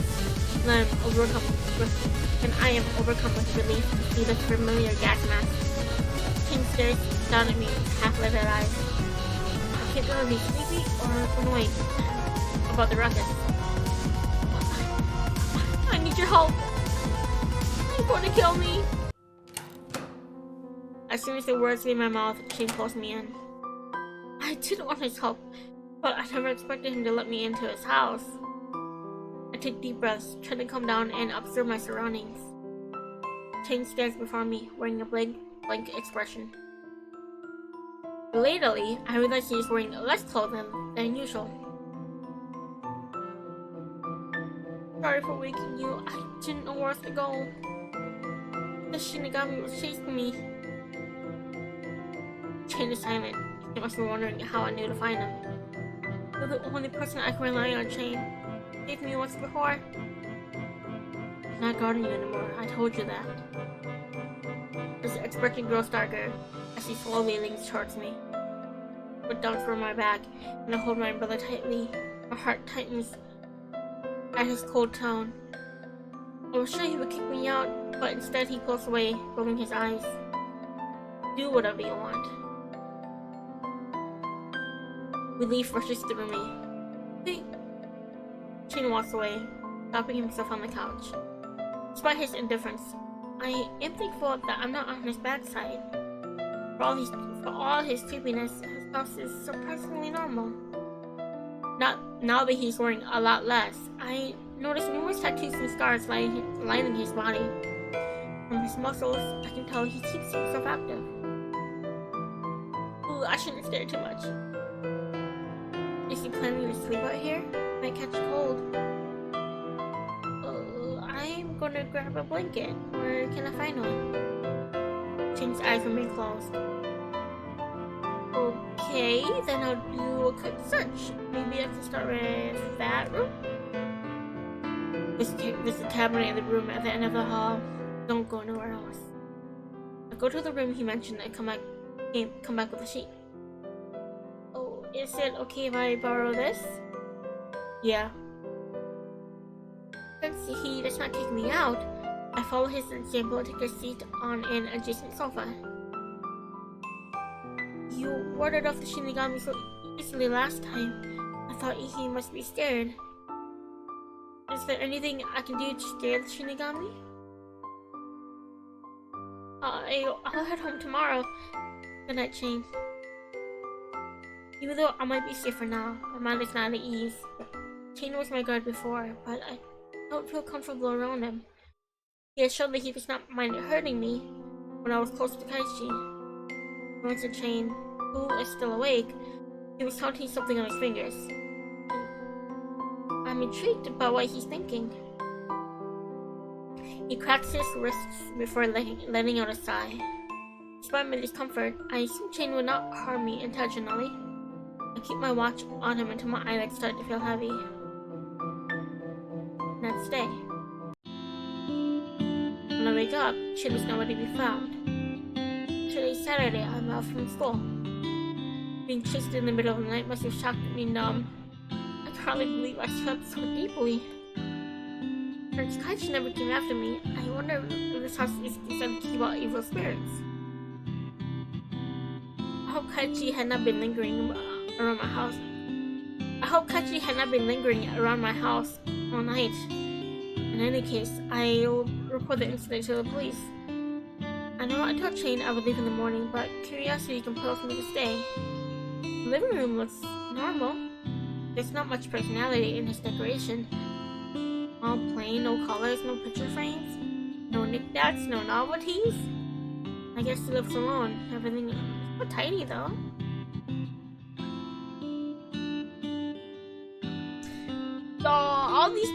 I never had this many options to choose from in Sachi before. Look at this! I filled up almost everything, and not even an hour has passed yet.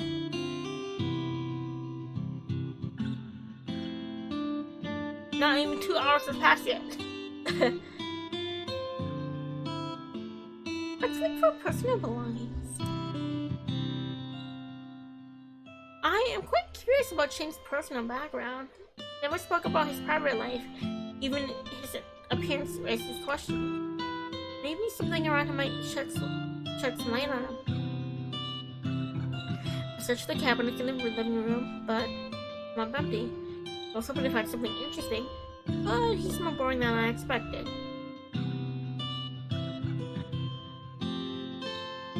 I moved to the other rooms, which aren't any better. I can't even find a piece of clothing. Not that I was looking for. Where does he keep his stuff anyway? I looked through a drawer. I looked through another drawer, and this time I found what makes my breath catch. Weapons of various types and sizes sits on custom-cut foam padding. Not a single one out of place. I don't dare touch them. His early fingerprints on his collection and Shane finds out. These are embossed letters. There are embossed letters along the grips of a few guns. Looks like they were carved by hand. New tools are questionable because I cannot figure out how they are used. These symbols have also been carved into them. After closing the drawer, I turn my attention to the weightlifting equipment in the corner of the room. They are covered in dust. I must not have used them for a while. I expected to find more personal items, but there's nothing else. It leaves me even more puzzled. Either he's really good at hiding his personal belongings, or he does not own anything outside of his job. I head into the room next door. It is small and plain, save for a large desk in the corner with all sorts of papers scattered across it. Look at this.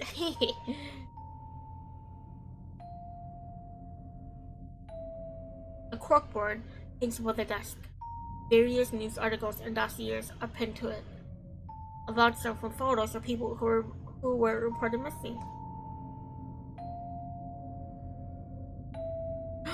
Wait, is that just Sachiro? That's just Sachiro. I think this is Junoru. That guy, maybe that. It is like he's wearing a hat though. That might be maybe Kaichi.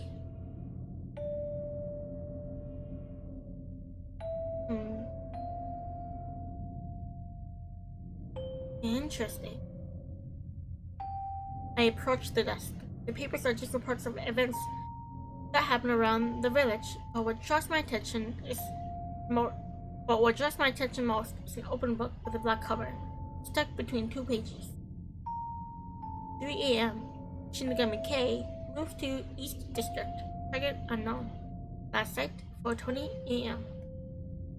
Demon X inside at 36-138 needs revision. Apparently he keeps a GPS device on hand. I hope he didn't put a tracker on me. I have a fair guess that Shinigami K is Kaichi, but who could Demon X be? Leaning against the desk, I flipped through the notebook, which is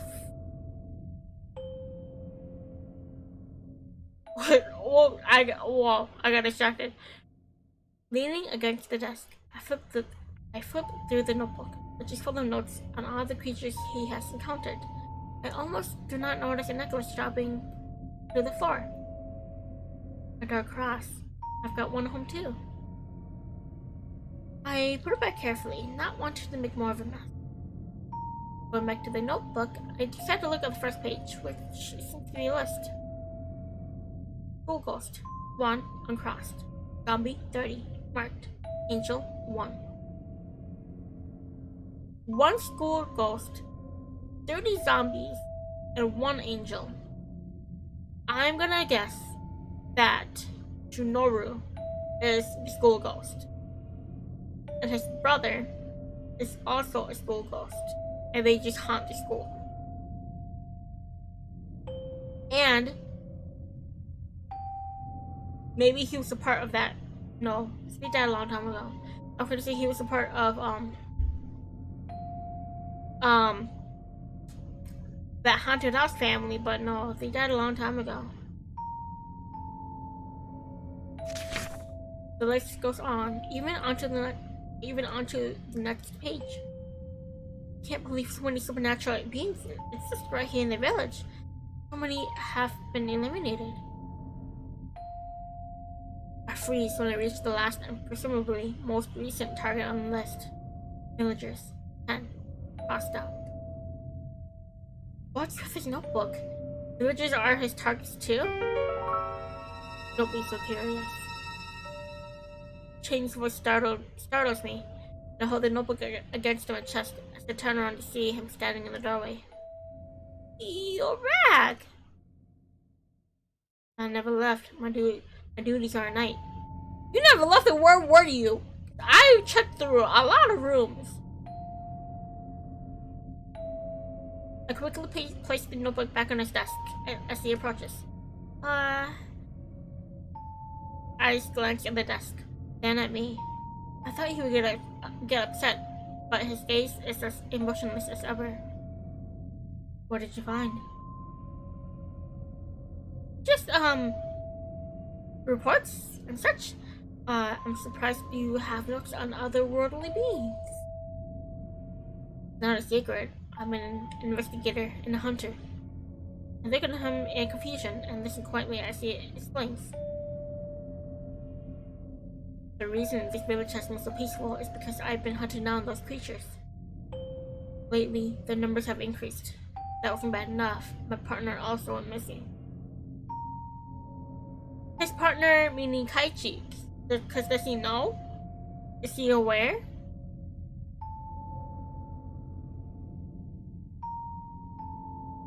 Does that mean those murders and kidnappings are not done by humans?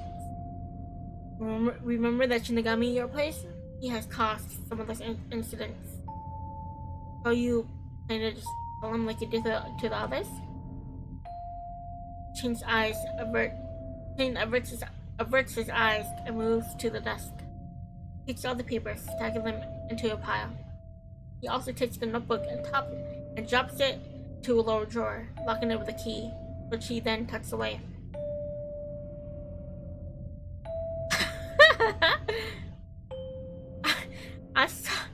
I wow! I saw you wrote villagers on your death note.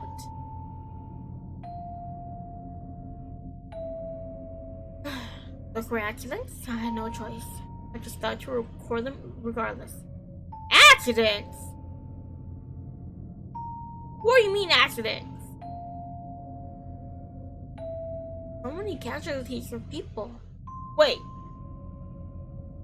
That's how many he's killed. He's killed one school ghost, 30 zombies, and one angel. But does that count Razumi?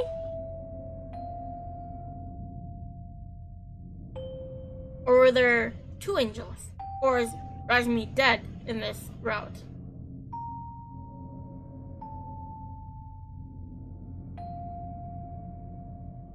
So many casualties for people. I'm surprised you're not fired from your job.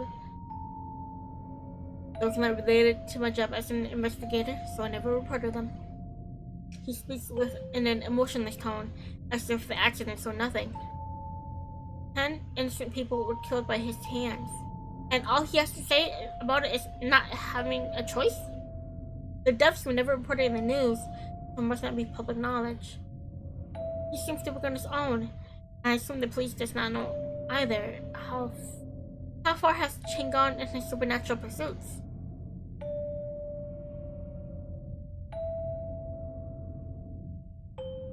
If you ever get in my way, remember that I won't hesitate to do the same to you.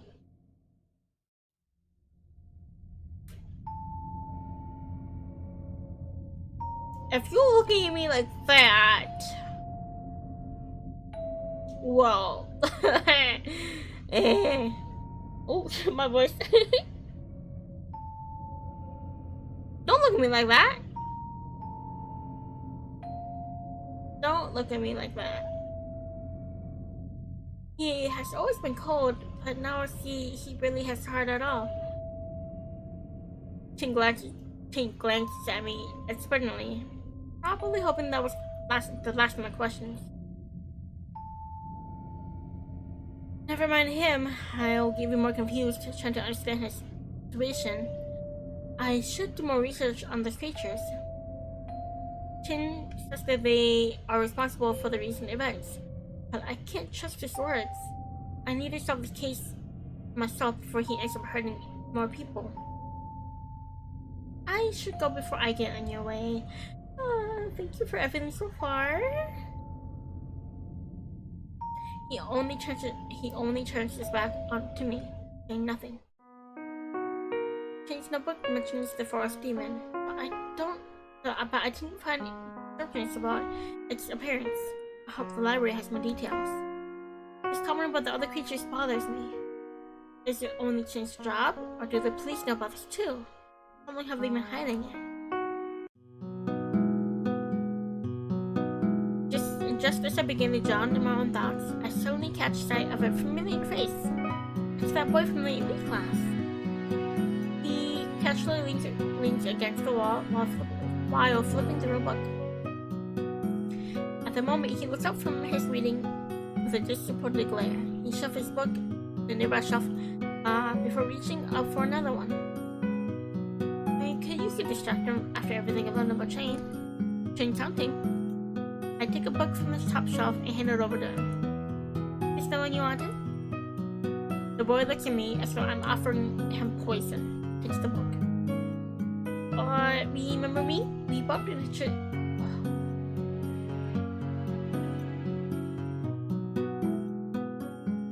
you remember me?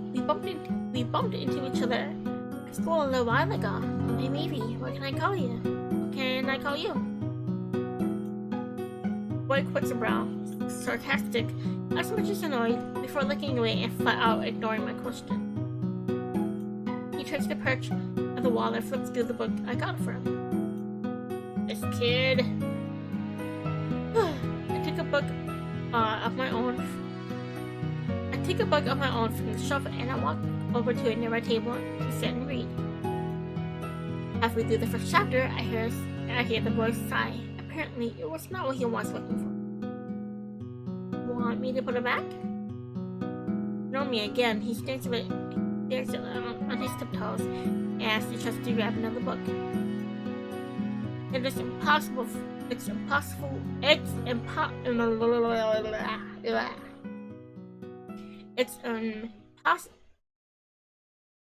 Oh my god! It's impossible for me to read right now.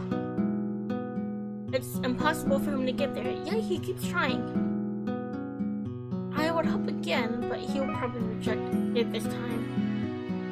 You know, you can always ask for help. A sharp look he gave him away stopped me from continuing that sentence. In the end, he goes to grab a chair while glaring daggers at me. What does he have to prove? That short people. No, cuz y'all, I am 4 feet 9 inches, and if I need to reach something, I will do it myself. I will not ask for help.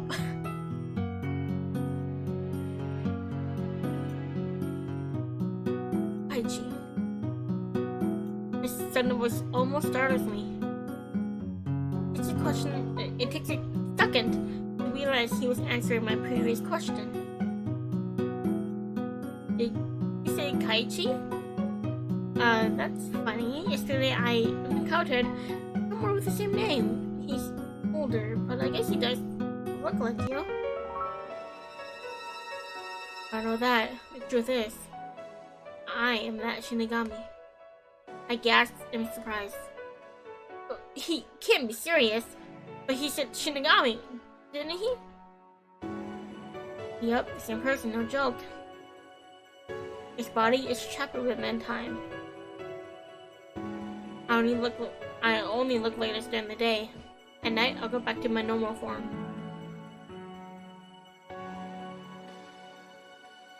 That makes sense. He's cursed. Long story short, I'm cursed. I'm trying to find a solution in the library. No success so far, as you can see. I don't get it. Why are you telling me this? You won't ask any more questions, and I won't need to hear your voice. Besides, you would have found out sooner or later. Telling you now doesn't make a difference. Don't worry, I'm not interested in taking you. For now. Taking you is like catching fish with bare hands, slipping away through my grasp. None of my targets haven't escaped past the second try.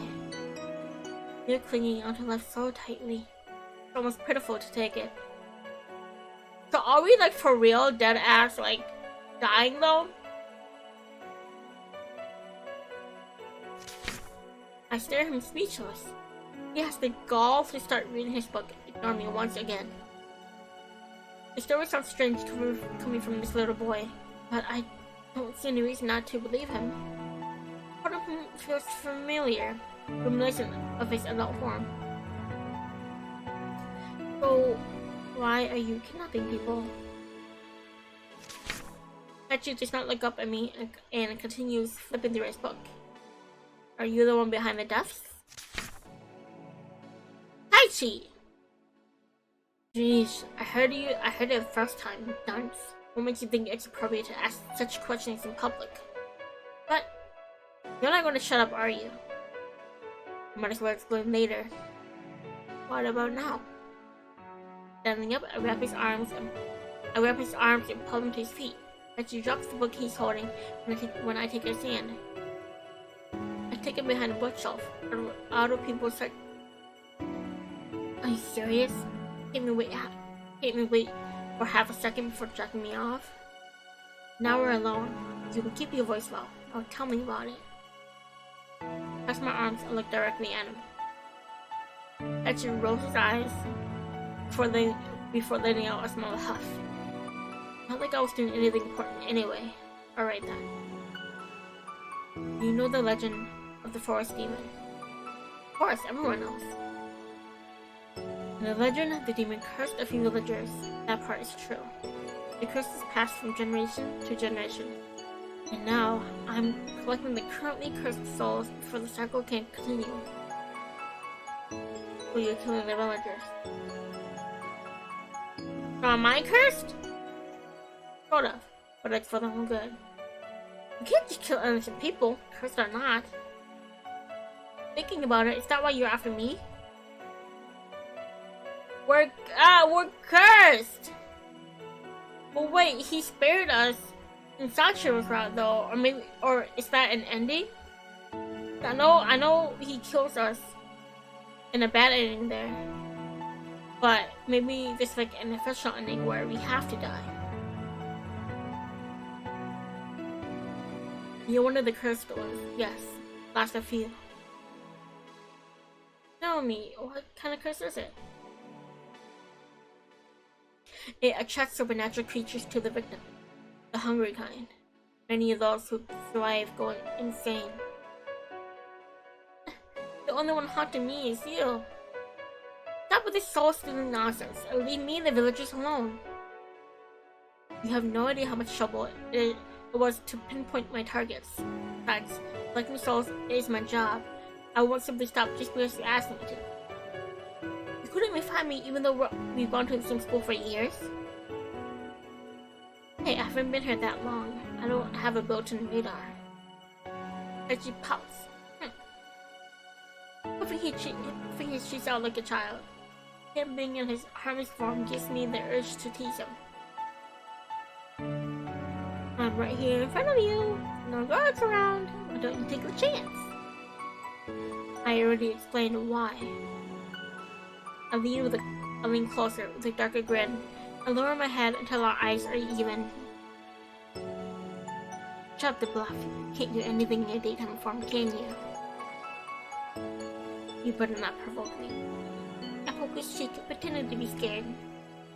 Oh, mighty Shinigami, I'm so scared. Please don't take my soul. Ugh, telling you it's a bad idea. Someone as dull as you probably wouldn't have figured it out after all. Oh yeah? Let's see who gets first. You look so adorable. I almost feel bad about you getting hurt the other night. Please, I don't want to hear that line, especially from you. I laugh, amused at his reaction. Even if everything he says is true, then the murders were not his doing. I assume he would not take the effort to torture bodies or dump them in public places, carelessly. So far though, he's the prime suspect of the disappearances. You know, even if I can't stop you, Jane will. I had to deal with him eventually anyway. He's yet another cursed human. Oh! Although he's really annoying to deal with, I'm letting him off the hook for it now. You're on his death list. Be careful, he isn't your typical investigator. Why are you telling me this? You're not the bad guy. I thought you were, but I'm still against the idea of taking souls. Expect me to haunt you during the day to do that again. Can you imagine what the world would be like if no one died? Would you prefer to live with a life haunted by creatures? Start over with a clean slate. Like I said, the only one bothering me is you. You should offer to help people instead of being a pest. Besides, Mr. Gasmask, is there anyone else cursed at school? Maybe. I haven't found them all yet. Wait about the details of the curse. I don't know. After all, you don't ask about the nature of your dish. Just eat it. I don't know if I believe everything Kaji says. He could have been trying to trick me into lowering my guard. The Kado and Zeikun comes to mind. I'm sure they are familiar with each other, but I don't know their relationship. By the way, You know something about the forest demon? No. Don't lie. The first time you kidnapped me, you were nearly shot down by him. I don't know. I am annoyed that he does not give me any answers, even though it's obvious he's hiding something.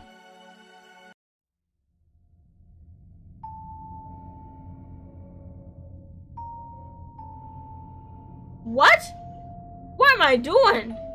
We in a public library. What's that? Shadow.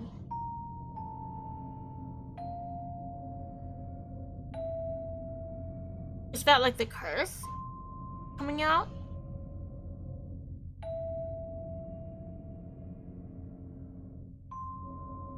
I tackle him on the ground, moving on top of him. Staying quiet, he futilely tries to fend me off. This is how I felt when you kidnapped me. Not very nice, huh? Now spill it. What a forceful person you are. Well, it's not much I can tell anyway. I'm not really in good terms with the forest demon. They're the ones who keep seeking out conflict. You should ask them, not me. Perhaps they know something about your curse as well. Alright then. If anyone sees us, they think you're trying to assault me. I was just testing the strength of your day form. You keep bothering me. She glares at me, and in response, I throw a devilish smirk. The shuffling of my feet grabbed my attention, and I quickly got off him. A student then passes by, but does a double take. Seeing Tachi lying on the floor at my feet, he looks back at me and slowly walks away. Tachi grumbles as he stands up. You're lucky I'm not in my true form. I would have taken you right there. Now excuse me. Before he walks away, he throws a glare at me. I will remember this. I return home just before I enter through the door. My mind wanders off to Shane. Maybe I should warn him that Kachi's after him, or does he already know? Even if he's prepared, will it make a difference? While making dinner, I hear the doorbell. There! It's weird for me to have visitors this late. It's weird for me to have visitors at all.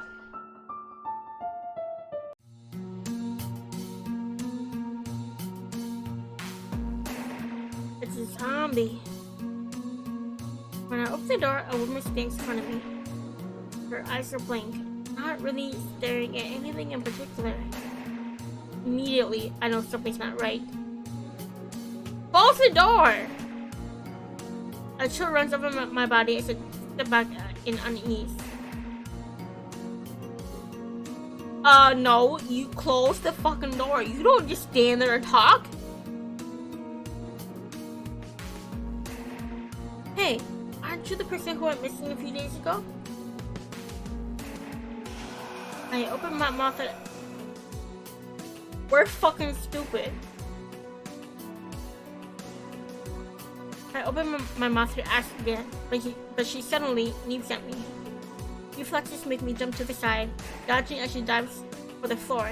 I grab a nearby umbrella and bring it down over her head. She lets out a pain groan, and I take the chance to shove her out the door, which I then promptly slam shut. The woman starts banging on the door from the other side, and I quickly slip the lock in place, fingers trembling. I quickly check the back door in the kitchen, and then all the windows in the living room. Everything's locked. I only relax after the banging on the door stops. What's up with that woman, though? What happened to her? I pull out my phone and dial the police. Every ring, I can hear more groaning and shuffling outside.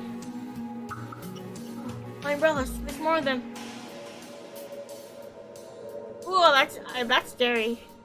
I drop my phone when I see a woman's face outside the window. Her empty gaze meets mine.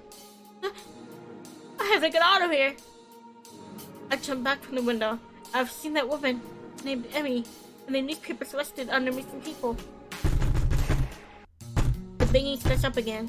Voices behind the front door grow louder, as if multiplying. A chill runs down my spine. Maybe again I'm dead in heat. I don't know why these people are here, and in such a weird state too. Perhaps Ketchy was right in saying I'm being haunted. Ketchy, maybe I could call him for help. Wait, why am I thinking of him? There's no guarantee he will come to my aid, even if I can find a way to contact him. The police office is the only safe place. The police office is the only safe enough place I can think of. At that moment, I hear the sound of shattering glass somewhere. As I predicted, I can't stay here. I clutch my umbrella. Close as I run through the back door. As I'm running, I look back. A number of people are surrounding my house. Some are really chasing me. Why am I suddenly being attacked by a bunch of weirdos? Panic scatters my thoughts as I nearly trip over a crack in the sidewalk. Before I get lost in the darkness, I try to regain my bearings. Oh, right!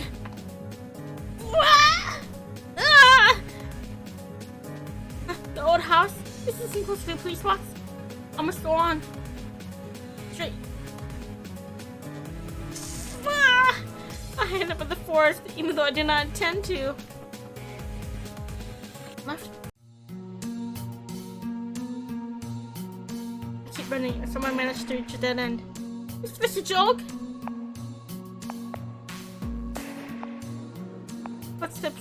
Footsteps echo right behind me, and I know they have blocked my way out. I slowly turn around to see the crowd of people approaching me like hungry beasts.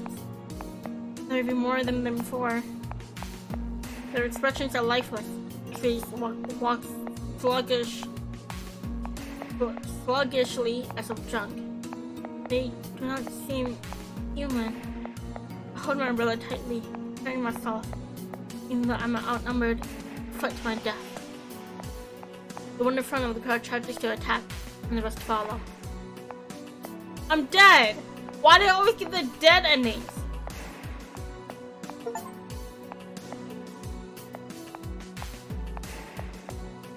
I can never get a good ending first try, you guys.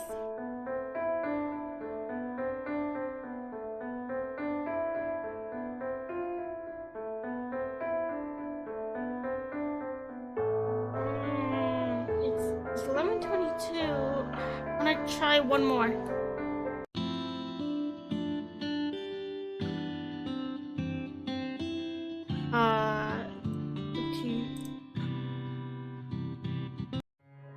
I'll go straight. The park? I somehow end up at the park. I wonder if I'm going the right way. Right? I felt the right way. I'm not used to the village at night. Straight. Oh. Huh? How do I end up here? This is far from the police office. Let me save here. Just in case this one might lead back to like a different route. Huh? How'd I end up here? This is far from the police office. I never knew there's a temple. In the forest. I glance back to see the crowd of people still following me. There's even more of them than before. Judging from the sluggish. I can't say this word. Sluggish way they move. Something is off. Great. I've got jokers chasing after me. This better be a joke. I can hide out in the temple, but I have a bad feeling these people will not stop there. Using self-defense against them shouldn't be an issue, right? Suddenly, a few of them pop up in front of me. I thought I had lost them, but in fact, there have been more of them quietly roaming the forest.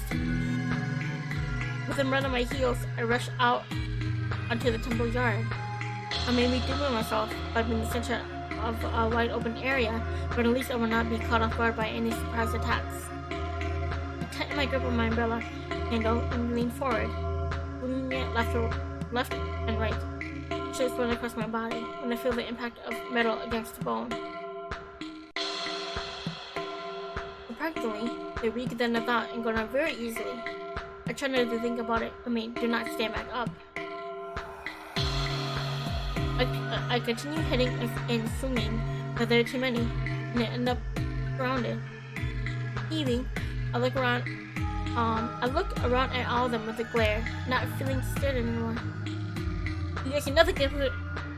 Yeah, you guys are nothing compared to the games I fought during freshman year. Yeah. One comes close to biting a chunk off my arm, but I bend him to the side.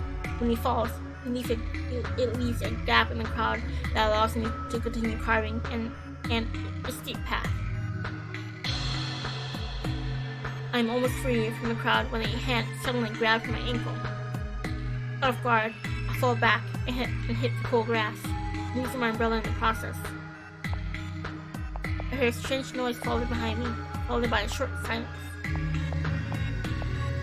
Turning around, I see dozens of faintly glowing strings covering the area.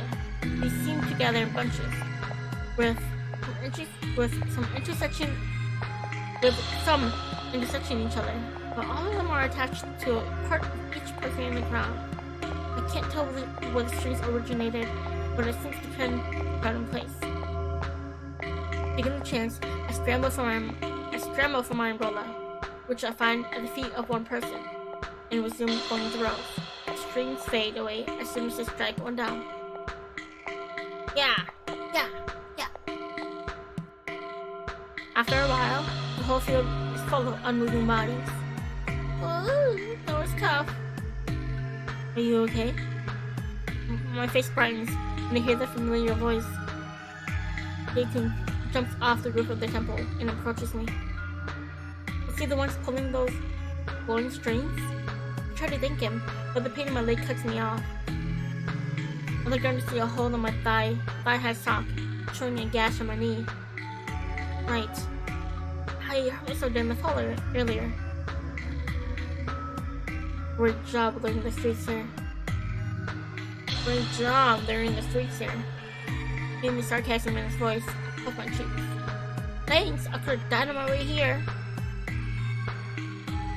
Either way, do you have any idea what happened to those people? I don't know why they were all after me. They were possessed, but they had no idea what they were doing. I glanced down the field, and Zeikun followed my gaze. Guess from what I've seen, they were already dead to start with. You don't have to feel guilty about this. I nod, but not avert my gaze from the bodies. Thank you for earlier. The silence feels awkward. Perhaps it might be better if I just return home. I leave it in before turning around to take my leave. The pain in my leg makes me stop and grit my teeth. My knee. Zeikun takes a few steps forward towards me and quietly kneels down, examining where I hurt myself. I feel a bit embarrassed at how close he is. Leaving me for tonight. Wait, as he stands, he knocks the back of my knees, making me lose balance and fall backwards. I almost shout at him, but he catches me in his arms, lifting me bridal style. Oh, such a charmer. Literally sweeping me off my feet. Unlike last time, when he treated me like a bag of potatoes, he is surprisingly gentle. Eh? Where are we going? My residence. He heads into the temple confidently, unbothered by the darkness. I didn't expect you to live here. You didn't think I lived in the cave, did you?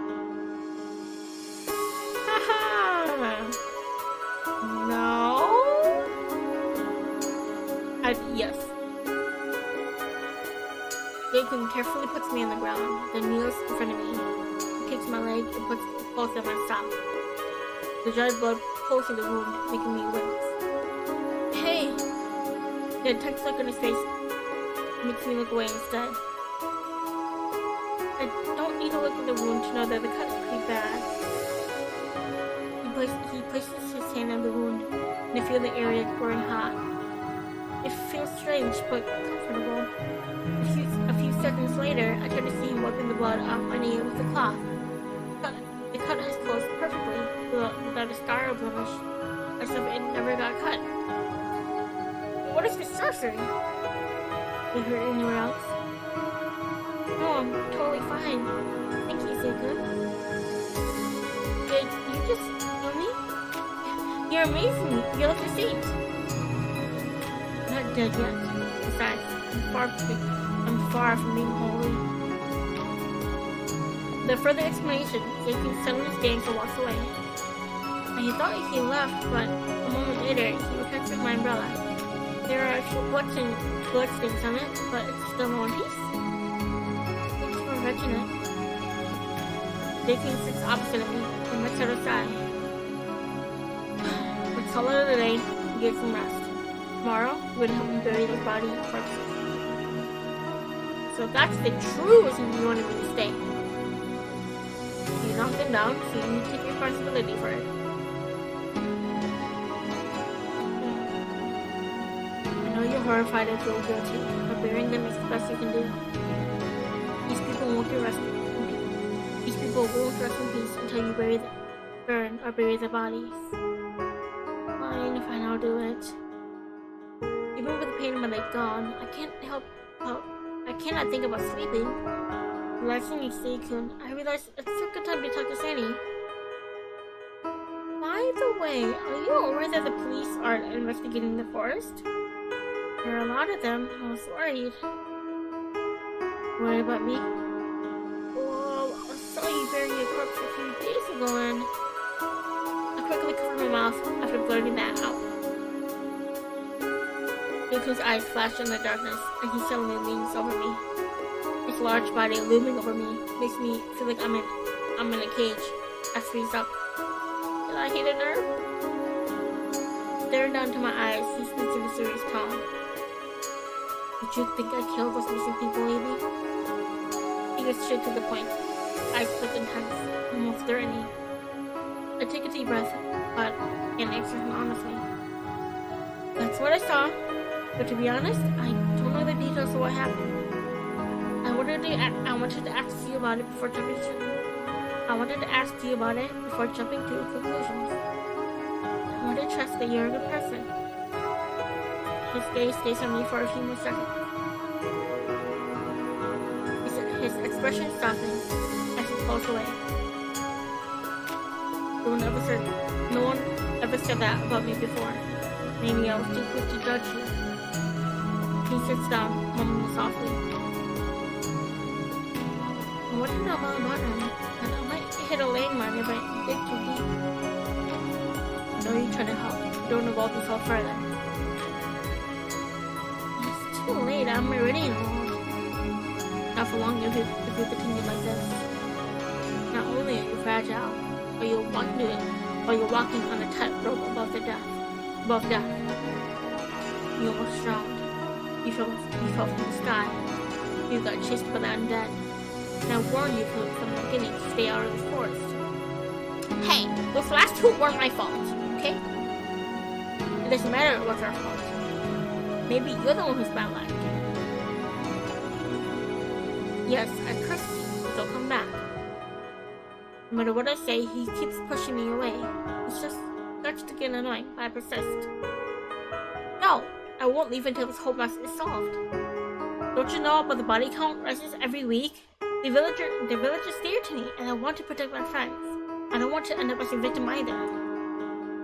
I have a gut feeling that something in the forest related to these misfortunes. We're still going on about the demon? It might not be a demon, but I'm certain something going around killing people. We continue to argue until it gets late.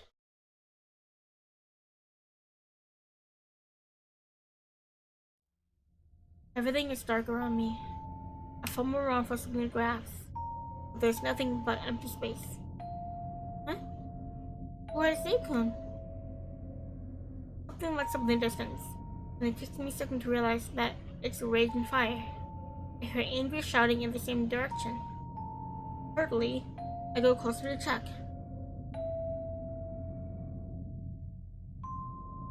A red-haired person comes into view, running past me, and I realize it's Zeikun. The voices get louder and closer, almost as if they're chasing him. Oh no! I reach out my hand, trying to grasp him. I slowly open my eyes, realizing it was a dream. There's something red and fuzzy in front of me. I blink a few times until my vision is clear and I'm seeing Zaikun's own face. Ah! I hold something sharp in my hand and I quickly realize it's Zaikun's brain. I was just checking on you because you were groaning in your sleep and I let go of my hair. I immediately release the spray and my cheeks turning red. I never imagined I would do such an embarrassing thing. Now that you're awake, from me. What? It's early in the morning and he called me to bury corpses. Zeikun has me shovel to dig holes. Are you for real? Well, bury the bodies, you bury them. Why not report this to the police? You said they were already dead. Perhaps if we explain that to them, they can find the original murder in. The villagers would panic when his body is turned up. Panic is troublesome. The field looks like a mass murder had taken place. How will you explain this with your blood-stained umbrella and clothes? Self-defense? Hearing out loud makes me aware of how ridiculous it sounds. There's no way I can talk my way out of it. The investigators will look at their bruises and conclude they were beaten to death. Who do you think they'll turn to then? It's better to bury them so the souls can find at least peace. Their families won't. They'll keep waiting for them to be found. He starts lifting one of the bodies, piling on top of another. I sigh. Starting not to press the issue, and working him to grab as many bodies as he can carry. Then I follow him into the forest. Ugh, this is so exhausting. My arms are burning, but I can't relax with this huge responsibility on my shoulders. I continue digging. It's so these people can rest in peace after being buried, but it's the least you can do for them.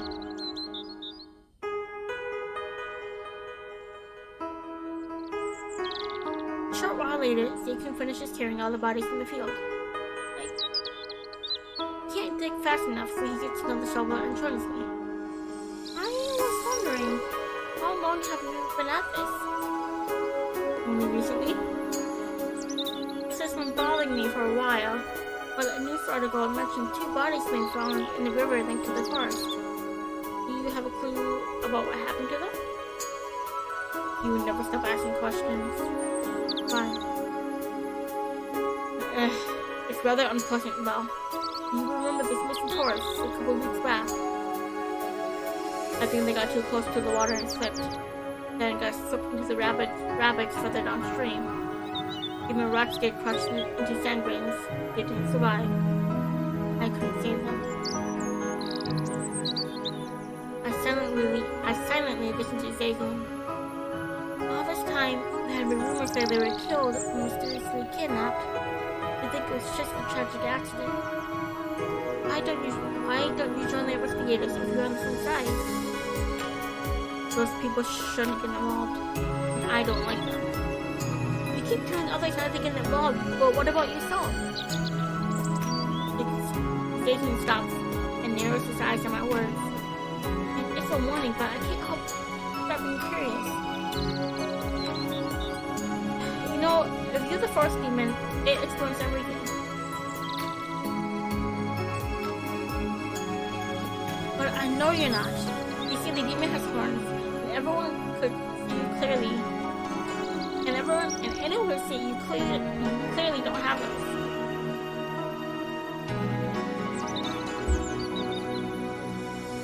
I also heard that there are priests in the village, but there was no mention of who decided to live in the forest. I'm going to keep guessing, since you won't tell me. Zeikun looks at her side and continues to dig. I remember the night you saved me from the Shinigami. For a moment, I thought you had superpowers or something, but I was half asleep at the time. He freezes for a moment, then turns his back to me. He does not say anything. We continue digging for it the whole day, and only finish burying the bodies when the sun sets. I feel hungry and thirsty. Right as the thought crosses my mind, Zeikun produces a wild peach out of nowhere, offering it to me. There's more food at the temple. Let's have that. It surprises me how much food gets hidden in the temple. Mostly fruit. But I'm too hungry to care and eagerly dig in. And delicious. The farmers are feeling full in no time. I glance over at Zeikun when I realize he has not taken a single bite. I'm fine. We sit by the temple entrance, staring at the sky. The colors of the sunset reflect in the bloody field before us. I clear the fruit peels before continuing our conversation. I'm glad I bumped into you. I didn't mean to, though. I was just running from this with people and somehow ended up here. They showed up out of nowhere and tried to break into my house. Sleeping was my only option. I thought you might know something about them. I feel like you don't know how to sit still and be quiet. Please tell me anything you know. Zeikun crosses his arms and looks down at me. To be honest, I don't know anything. I only watch from the sidelines and clean up the mess. And even if I did know, I wouldn't tell you. Anyway, you aren't useful in the least. Unlike you, I want to help and find out what happened to them. What have you been doing all this time? Just burying corpses? From his indifferent shrug and cold gaze, he must not care about solving this case. Honestly, I don't want to get involved either. I wish everyone would just leave me alone. He's angsty. He said he knew the village, so he probably used to live in the village. Something must have happened, and they drove him out, and that's why he lives in the forest now. And he kind of misses living in the village, but he's like, I can't go back. I just want everyone to leave me alone. I live better off this way, alone.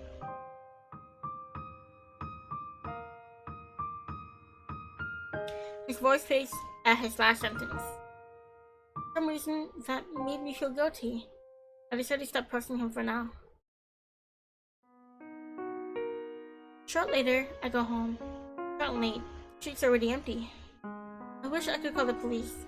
But after what Zeikun told me, I feel hesitant. Before I enter my house, I inspect the exterior. But a broken glass flower pot in the corner, but the windows and doors seem to be untouched. Inside of my house makes me nervous. I walk around to make sure no one else is skulking around it. When I get inside, I notice that the door lock has been broken, but it's otherwise intact. Scratch marks from fingernails in the wood reminds me of the fear I felt. I should call someone in the morning. For now, I'll probably chair under the doorknob. My attackers also overturned the lamp, scattering my books and magazines over the floor. But the damage is surprisingly not as bad as I thought. Using a flashlight, I examined the house from inside out. Unfortunately, there are no broken windows. I'm in the middle of picking up the magazines when I heard the phone ringing and rushed to pick it up. Hello? It's Amy. Hey, Leoji here. Sorry to call so late, but is there any chance that Yuki is with you? No, why? I told her to come over yesterday, but she never arrived. I tried calling her phone, but she didn't pick up. Her brother contacted me last night. Her brother contacted me earlier. Apparently she didn't go home last night. That's sure odd. It's not like Yuki to run off without saying something. Should we search for her? Yeah, in fact, I'm on my way to your place. Pause right there. You do not need to see my house right now. It's pretty late. Won't you make you that worry? You probably won't come back home tonight because of work. Let's meet at the library instead. Sure. By the way, I think someone broke into my house. I don't think anything was stolen, but the living room is a mess. I'll report it for you and have some investigators look into it later. Thanks, Leoji.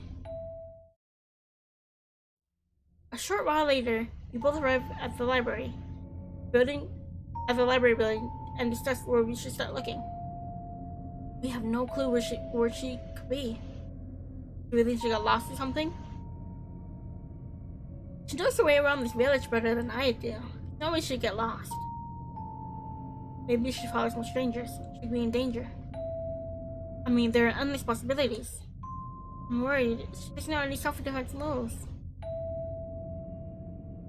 We walk around the village into the wee hours of the night, but our search is to no avail. Unless she was kidnapped, the only place we're left to look is in the forest. Let's call her and continue. The streets aren't safe around this time. Should we put this to the police or your dad? Missing people normally have to be gone for 3 days before police can accept a report, but I'm sure my glad will make an exception. We'll look into this as soon as possible. Be careful on your way home in the meantime, maybe. Alright, you too. On my way home, I muttered to myself. Where could Ikuya have gone? It's okay. The past few days have been so eventful. Paying no attention to you. So sorry, Ikuya.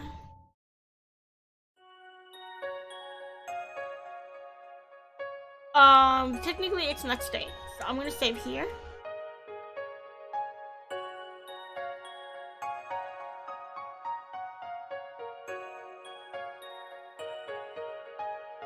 Yes. I'm gonna save here.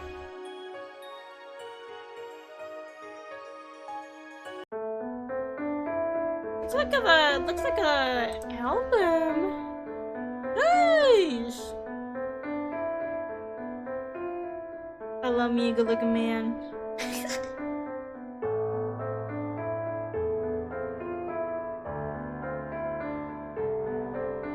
Oh, look at him. Ugh. Mwah. Mwah.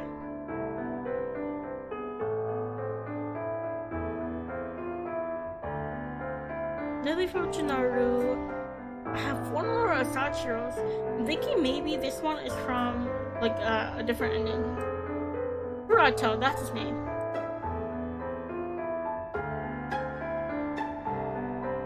Cutscenes.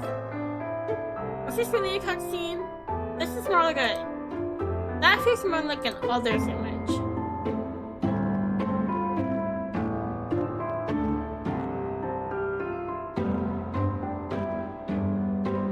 Oh, all endings. All 16? Do I have to do all 16?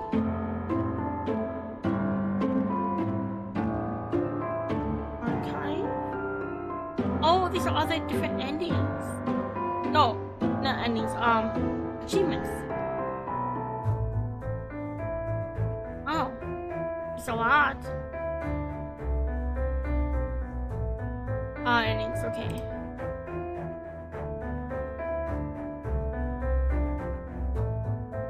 That's all for the nights today. Let me move to Chatham Street.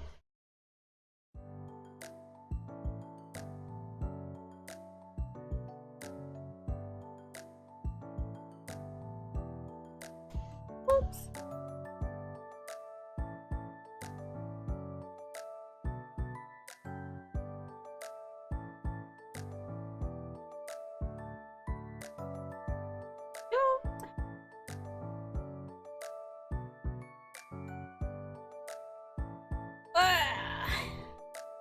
Oh my god, I really like his route so far.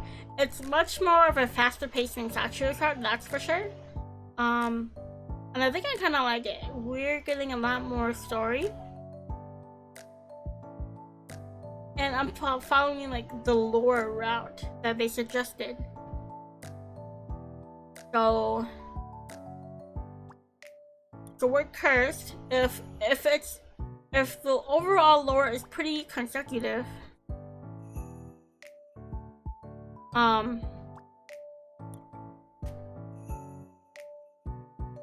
they're so we're like cursed. We're cursed.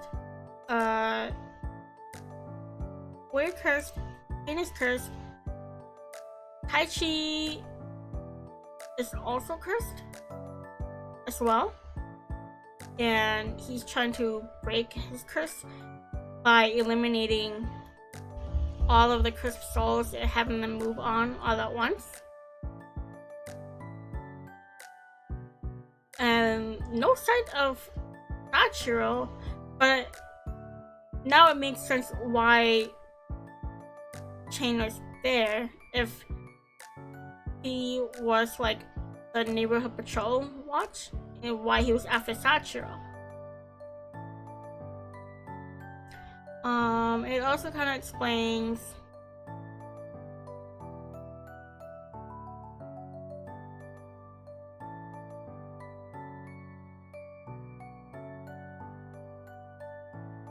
what was I gonna say? Explains something. So far, no sight of Jinoru, and still no sight of Kurato. And we still haven't really found who is behind the murders.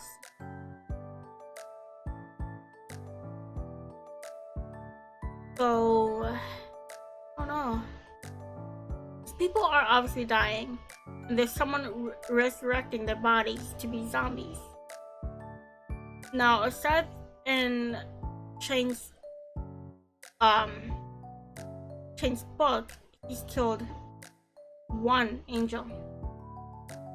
And again, does that count Rasumi? Or does that count a different angel?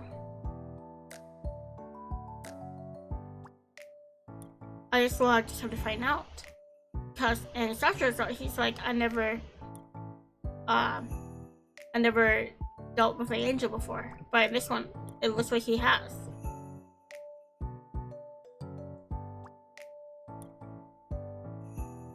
So many questions. I also want to know more about Zeikun's past too. Oh, baby boy's probably just so lonely and misunderstood. Ooh.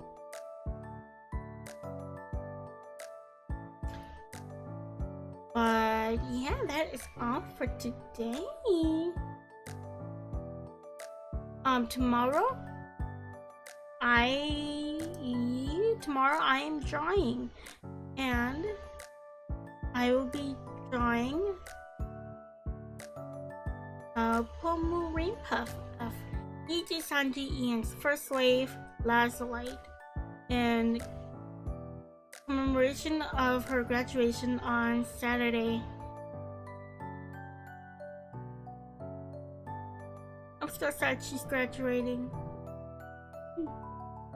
She was not my first Niji Ian member that I've seen, but she helped introduce me to the rest of everyone else through her Tomodachi stream. My first impression of almost everyone was through her Tomodachi stream.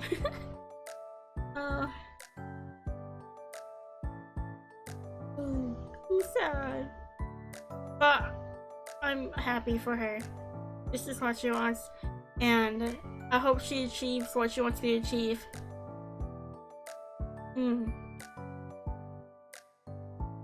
But yes, that's it. I'm gonna go warm up. So cold. And maybe eat.